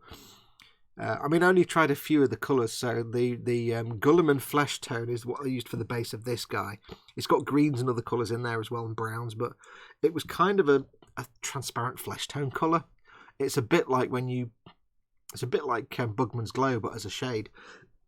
Or a bit like Reichland Flesh Shade, but a bit darker. That might work. And then go over dry brush with some pale colours like some sand or a Shabty Bone or Carrack Stone or something like that. Vasily says, Fluffy Guts, do you have the Metal Lord of the Ring figures? Yes, I have 99% of them, she says. I'm a big fan. I've got 2 huge boxes, says Vasily. I hate it. Well, hate is the wrong word. They are epic models, says Fluffy, and Vasily says they are just in the way. Paul Di Tommaso says sell or trade them, and Lynn says I must take a look at the Lord of the Rings stuff. Spriggloo says, have you decided what type of paints you're going to use on the Millennium Falcon? I'm going to be painting with... I need to clear my throat. I've got a real tickle in the back of my throat. I'm going to be painting them with Vallejo. Well, no, I'm not. I'm going to be painting the Falcon. I know some things. I'm going to use my traditional Tamiya paint mix. So for the base colour for the Millennium Falcon, I'm going to be doing the Perfect Grey Millennium Falcon in about 1,000,000 years when I finish the Sazabi. The base colour is going to be my traditional Tamiya mix, which is 4 pots of... Is it 4 pots? 4 pots of flat white XF1 or 2, XF1 or 2. 4 pots of flat white to 1 pot of deck tan for that kind of off-white Millennium Falcon mix colour, which is kind of close to the traditional... what was the paint now? The paints they actually used on the filming miniature were paints that you can't get anymore. And I've forgotten what they were called. Somebody can look it up for me. It's close to that. It's not exactly the same, but it's kind of close to that. So that's going to be the base coat. 4 pots of white. It's either 3 or 4 pots of white to 1 pot of deck tan. I'll do 3 pots of white and 1 deck tan and see how that works out. And then if I need more white, I'll put more white in. And that'll give me a lot of paint. And that should be enough to paint the whole thing. For the weathering, though, I don't know yet. I know for the oil stain or the smoke and heat stains on the engines at the back, that'll be oil paint. There'll be oil paint dry brushing all over it. For the interior cockpit and stuff, that'll be Vallejo paints, because that's what e-models sell. For the weathering, I'm not sure, because the last time I did a Millennium Falcon, I used thin down Tamiya smoke wash. I can't do that on the Falcon here, because it's a Bandai kit. The last one I did was the Fine Molds one, and that can take Tamiya thinners, no problem. I can't do that with this. So I don't know yet how I'm going to do the weathering. I'm not quite decided yet. Fluffy Gut says, yeah, stick them on eBay. I like to paint them and give them away to the kids at my local War Games club. That's cool. I don't know anyone who's into models, says Vasily. Oh. Carnosaur, says Quanaman. I think I dated one of those. Fluffy Gut says, I have the Osgiliath Ruins to paint. Chris says, are you going to use all your stash of Starship filth? Not on the Millennium Falcon. It's one model you can't do a gunk wash on. I mean, you can if you want to. But I wouldn't recommend it because there's too many small breakable details that can easily ping off or just break when you're rubbing them. I mentioned I was talking to doing this in a comment today. Somebody asked about gunk washes. A gunk wash needs to have a model that is not covered in lots of tiny little breakable greebles, because you've got to be able to get in and then get a piece of cloth or a t-shirt or your cotton buds and get in there and rub them away, rub all the paint off. If you've got something like Millennium Falcon with a billion components that are all loosely in place and easily snapped, the last thing you can do is a gunk wash. It will be too much. The Falcon has a certain look to it. I will be doing some oil paint streaks. I might do a dot filter if I can do it in such a way that I'm careful with the thinner and not having it pooling anywhere. If I can do them with just a slightly damp brush, I can probably get away with that. What I can't do is a smoke wash. If you're making, if in your stash right now you've got a Millennium Falcon that's not Bandai, so a Fine Molds or even a Revell one or something like that, I really can't recommend enough a smoke wash. Get a 10mm Tamiya pot when it's finished, clean it out. Or just get a 10mm Tamiya pot of thinner, X28 thinner, the little glass pot, get a jar. Put 1 or 2, maybe even 3, but 1 or 2 brushfuls, big fat brushfuls of Tamiya smoke in there and mix it. That is your smoke wash. And what you do then is you basically slap it all over your model really generously. I mean, you might need 2 or 3 pots worth. You just get yourself a big fat brush like this and you go, and you just let it run, and it will run everywhere. It will pull away from edges, it will run underneath. The only thing you have to watch for is keep an eye on it so you don't get big, where it pools and drips off, you get a big dark mark. I tend to do like the top surface first, get it all over that, let that dry, turn it on the other way around, do the bottom surface, let it dry, turn it sideways, do that edge, let it dry, turn it sideways the other side and do that, because you're using gravity to pull it down. It makes this wonderful dirty sort of gunky layer. It's almost like a powdery dirty layer on top of which you can do everything else, but it just gives it a nice definition. And then go over with a dry brush of your base colour very lightly just to make the edges pop, and then you can do your streaking and stuff. So I can't do that. I haven't decided how I'm going to do that yet. Fluffy Guts. Vasily says, I'll drop them off at Games Workshop. I have one in town. Fluffy Guts says, no, send them to me if you're going to give them away. Vasily says, each box is 20 kilograms easily. Gee, how much have you got? He says it's about 80 kilograms of scrap lead. Holy cow, they must be worth something. If they're the old lead ones, which are going back 15, 20 years, they'll probably be worth some money, man. Wow. I'll bet folks will buy them.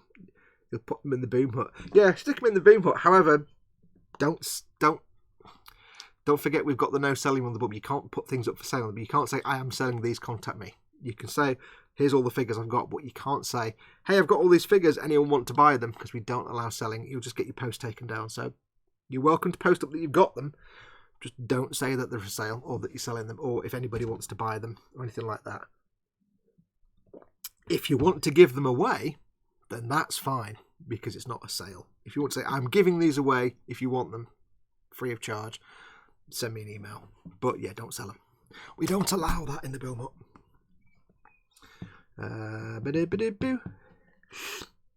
Probably white metal, not lead. Yeah, it probably wouldn't be lead. I think lead's going back to the 1970s. Yeah, so if you're giving them away, you're more than welcome to pop them. If you're selling them, though, you can put them up, but don't sell them. Don't say you're selling them. Don't say if you want to buy them, because we don't allow selling. You won't get in trouble. It just means one of the mods will just see your post and delete it. So you won't get in trouble. We don't bollock people for selling them. We just delete the post.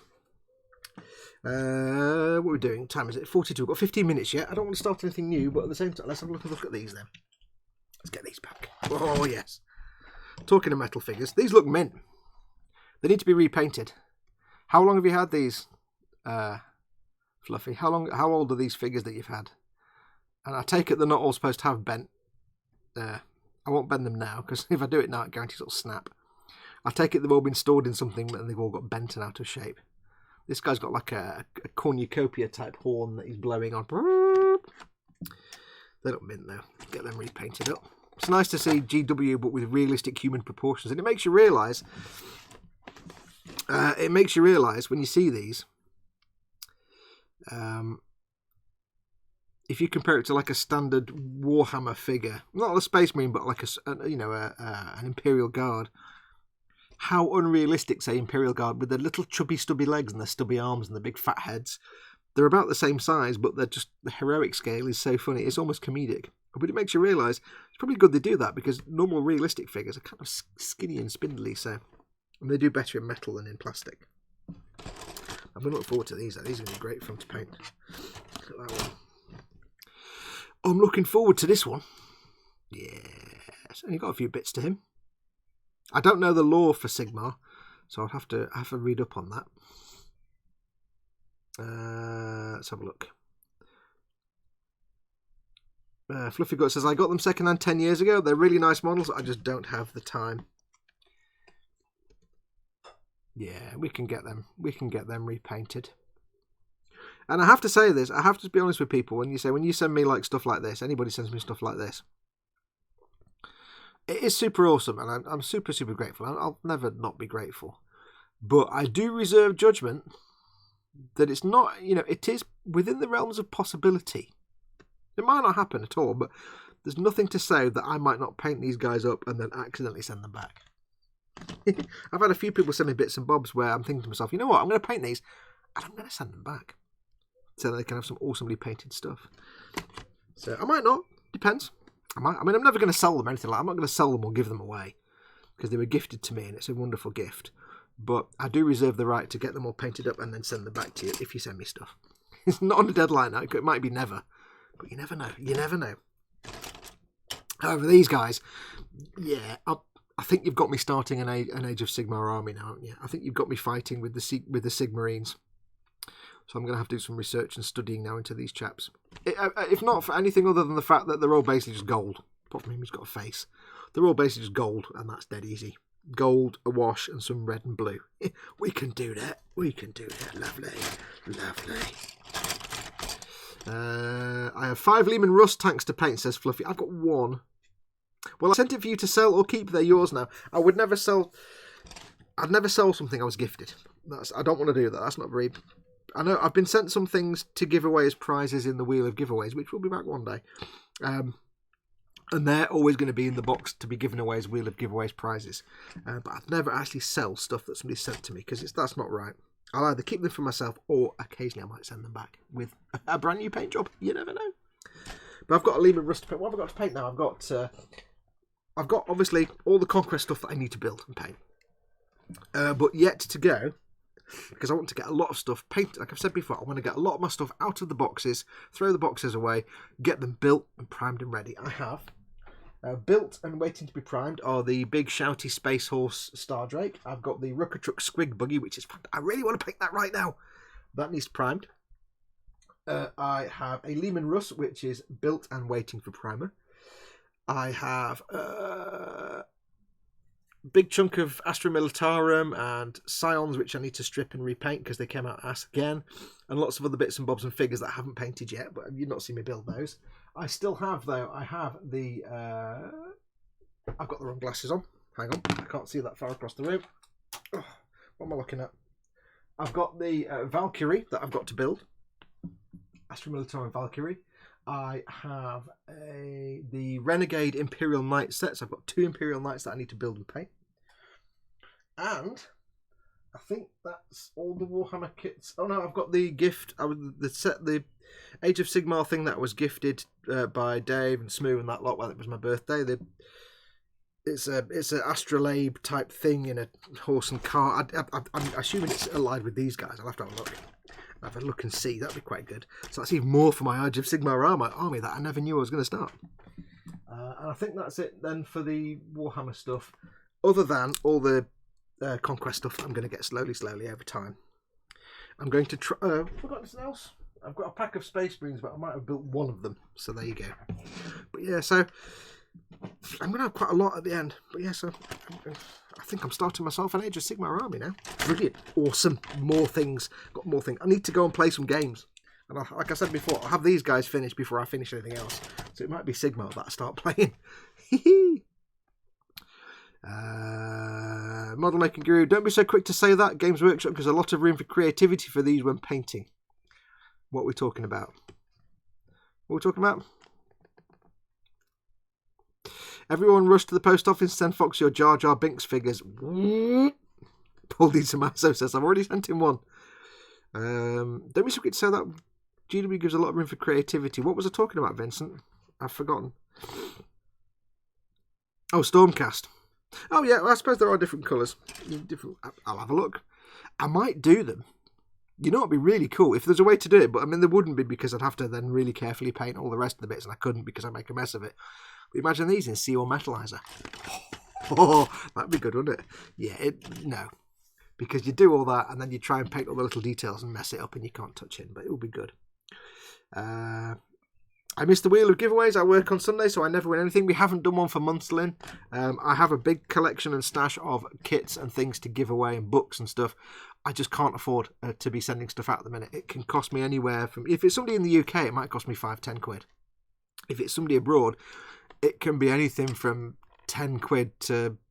one thing I had to send was like 60 quid to send the prize. I can't afford that. So right now at the minute, it's just on hiatus because it's very expensive to send the prizes out. But they're not going to be sold. I'm not going to touch them. I'm not going to build them. They're not going anywhere. They'll only ever be given away as prizes. So if any of you have sent me stuff to do on the wheel of giveaways, they will be given away eventually. I've still got the stuff here. Look, hang on. I've still got the...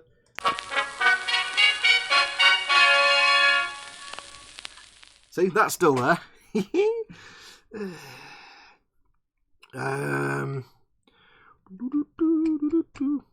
The set chapters, yes, but you can pick and mix the chapter stats and basically give them your own colours. I like that. That's good then.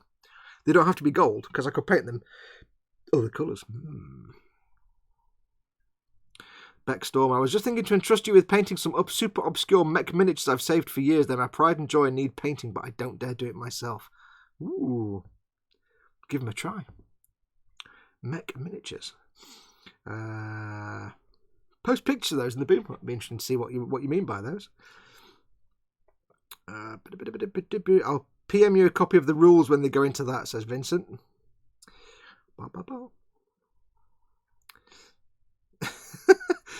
Okay. Vasily asks Fluffy Guts where she is, and Fluffy Guts says, yes, I'm in Scotland.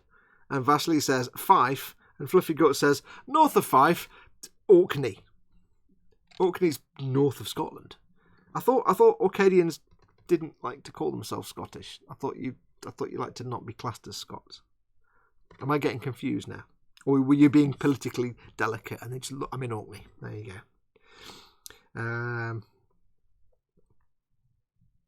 Right. That's okay, folks. I wouldn't win anyway, lol, says, you don't know that. You don't know that, Lynn. You do not know, because the giveaways were always, I pick a comment at random, so you have just as much chance as somebody else.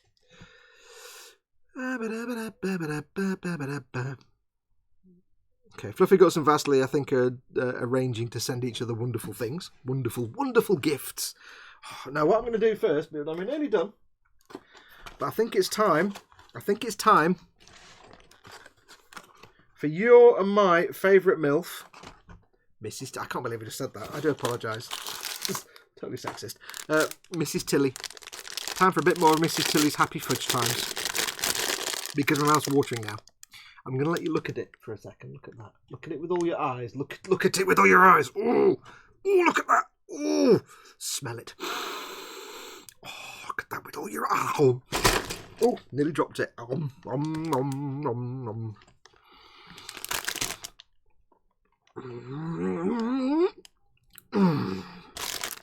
more.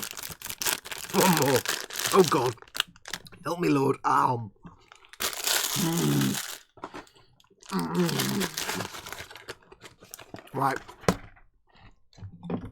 Right, serious business time. I need to. It's no good. I've got to do it.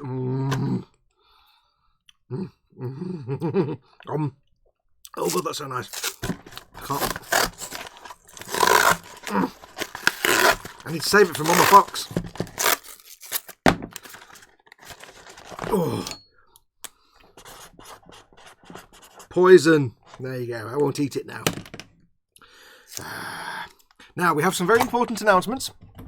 Very, very important announcements. I've got no tea left. Which is the most important announcement. Very important announcements. First of all, don't forget, we're nearly done here. I sound like Jon Snow. John thing off the news. Here we go. Nice and shiny. Conservative Party. 55% of the vote. Tories. Liberals. There you go. Swingometer. Ooh, there we go. Newsnight. Not been on telly for years. Hang on. Sugar high. That will have made no sense to anybody. I just went off on a real kind of weird moment then. Peter Snow, not Jon Snow. Yes, Newsnight, you present... Never mind. Anyway, don't forget, we're nearly done here. However, as it is Sunday, Chris will of course be doing, assuming he doesn't break the entire goddamn internet like he did week before last, when he pressed a button and the entire internet just fell over and died, which is completely Chris's fault. It is Chris's Warhamster Sunday stream at 8 PM BST this very evening, which is basically 2 hours from now. On his channel, Gross Models, he's just said, I'm sure it will be fine. That's his channel. Make sure you go and like and subscribe. He does his stream. Don't do that far. He does his stream at 8 o'clock. He's working on his mega knobs. He's working on his mega knobs. And hopefully he won't break the internet. Also, don't forget, of course, today is, in some parts of the world, the 10th of June, and it is E3. So, now here in the UK, it'll be about 1:30 this morning when we start to see the actual content coming from E3. There might be a few bits out already. It's E3 time, so if you like your video games, now is the next couple of days to start seeing all the cool things that are going to be coming out. I have to say, I did watch the video that was released by EA. It's a pile of garbage game. But that's not the game. I mean, they say it's in the game. It's not. It's just a pile of garbage. Everything they make is garbage. They're like the Revell of the video game world. They showed an alpha trailer of their new Star Wars game. Star Wars something or other nonsense. It looked like ass. It looked like, oh, look, it's kind of like Battlefield, but it's also really bland and not interesting to look at, and it looks really super linear, and oh look, lightsabers don't really cut people in half. My interest in that game instantly evaporated. It looks terrible. So yes, it's E3, so we'll be seeing lots of good game announcements over the next few days, so do stay tuned. I think we start getting the good stuff at 1:30 this morning UK time. In the US it's already like next Christmas, so they've already seen it all. Microsoft live stream starts at 9 tonight, says Snowman. Is that 9 UK time or 9 PM American time? So about 1:30 for us. EA shows off footage of the new loot box. Oh yeah, God. Yeah, EA. I mean, everybody got excited about that trailer. I think, oh, it's going to be great. Let's have a look. Oh. I mean, the faces on the characters look last gen. It doesn't look like a modern game at all. It just looks like terrible. It looks so linear and boring and not interesting. It's like, would it... I don't know. You know what I really want in a Star Wars game? I really wish someone would just make a new Dark Forces, where you're not a Jedi, you haven't got Jedi powers, you haven't got lightsabers, not nonsense, or maybe you get one later on. I liked Dark Forces where you were just a Joe Schmo. You were just this guy. And you didn't have special nonsense powers, you just had your blaster at your side. And that would be another simple game like that, where it's not all Jedis. Oh, it'd be great. But no, you're never going to get that because it's EA. Let's have a look. Fluffy Gut says it looked like a crappy Uncharted clone. It did. It just looked terrible. It looked linear and boring as hell. Hopefully I'm in the Chris's stream later on, says Jamie, but the Canada Formula 1 Grand Prix is on. Vasily says, beer at back, need to drop one of the Cosby kids at the pool. Ew. Yeah, okay. Snowman says, yes, UK time. I thought it was later than that. Oh, cool. I want Star Wars and Mass Effect 2 to have a baby, says Fluffy Guts. Yeah. I'm looking forward... Oh, it might be the Bethesda one that's at 1:30 then in the morning. Okay, that might be good. Apparently there's somebody uncovered 6 sort of placeholder listings on Amazon for Bethesda. Now that's not just Bethesda as in Fallout and Skyrim, it's Bethesda as in Quake and Wolfenstein and everything else. So who knows what they might be. It might be one game with 6 different damn versions.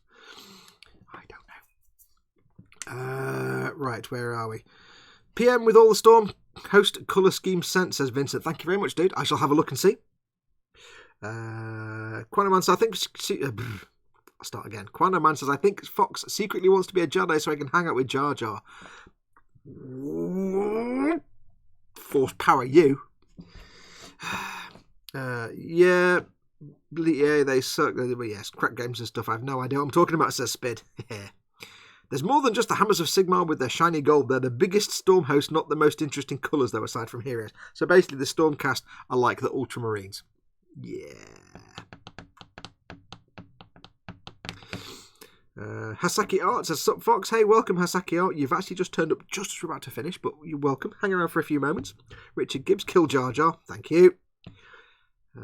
They just released loads of stuff from all Fallout games for Fallout 4, says Snowman. Is that in the pay for the extra bits and bobs? Because that has literally no interest to me whatsoever. They did say, we're going to release a lot of extra bits in the Fallout 4, whatever it's called, the paid for mods section. I'm like, well, that's me not interested. I mean, really? Paid for mods? Nah. Thanks, brother. How you been, Sasaki? I am fine, thank you, Hasaki Art. I am absolutely fine and dandy. You missed me starting the stream where it all went horribly wrong because my couple of my very good friends from New Zealand turned up unannounced on the doorstep literally 10 minutes before I was due to start the stream. The stream had been... I start the stream half an hour early and I have like music playing, and then after half an hour the stream starts and I was 20 minutes into the preamble with the music and it's like ding dong on the door. I'm like, oh no. So I had to I haven't seen him in years and I had to kind of make excuses and say, I can't, I've only got a couple of minutes because I've got buttons to press. I went a bit wrong. So Mike and Sharon, if you're watching, I do apologise. You won't be watching, but I do apologise. I'll catch up with you in the week. Beers on Saturday. There we go. Beer and stuff. Vincent says, yes, Eternals are divided up into different storm hosts. Basically, they're versions of Space Marine chapters. The hammers are just the golden boys, literally and figuratively. However, don't they all have hammers and stuff emblazoned onto all their shields and pauldrons? I mean, there's literally the Hammers of Sigmar symbol on there. So how are you supposed to repaint the guys when they've all got hammer logos on their pauldrons and stuff? I mean, I guess these guys are supposed to be... That's a bit short-sighted. If they're supposed to be different chapters, they're actually forcing you to make hammers. And they've got hammers as well, which is the other thing. I assume you can get generic Stormhost dudes that don't have the sigils all over them, because that's a bit... I mean, you could sand it down, but... Remember, I'm not a builder. I'm a painter. I'm a lover, not a fighter. I don't even know what that means. I've got bits. I'm slowly corralling them. Anyway, I think we're done. That's 6 o'clock. I've built that today. Just nothing. I've got three of these guys to build, and I've got to build those three guys. Oh, I'll be doing that this evening then while I'm watching Chris's stream.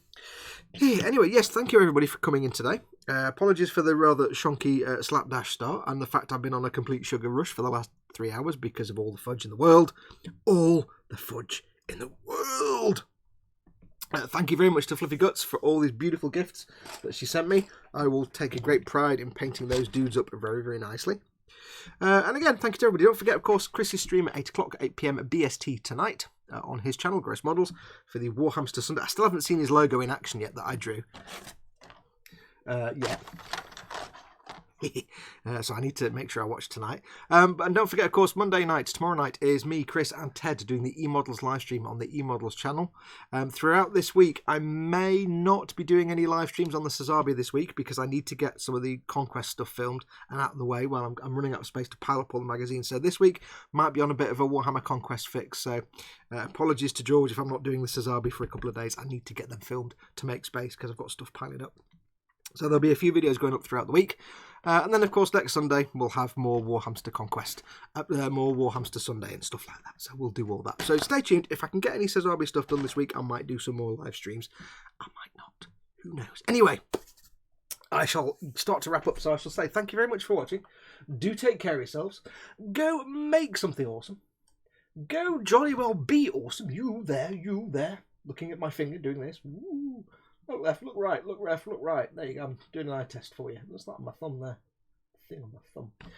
And I shall say, thank you very much, and adios, amoebas. Whee!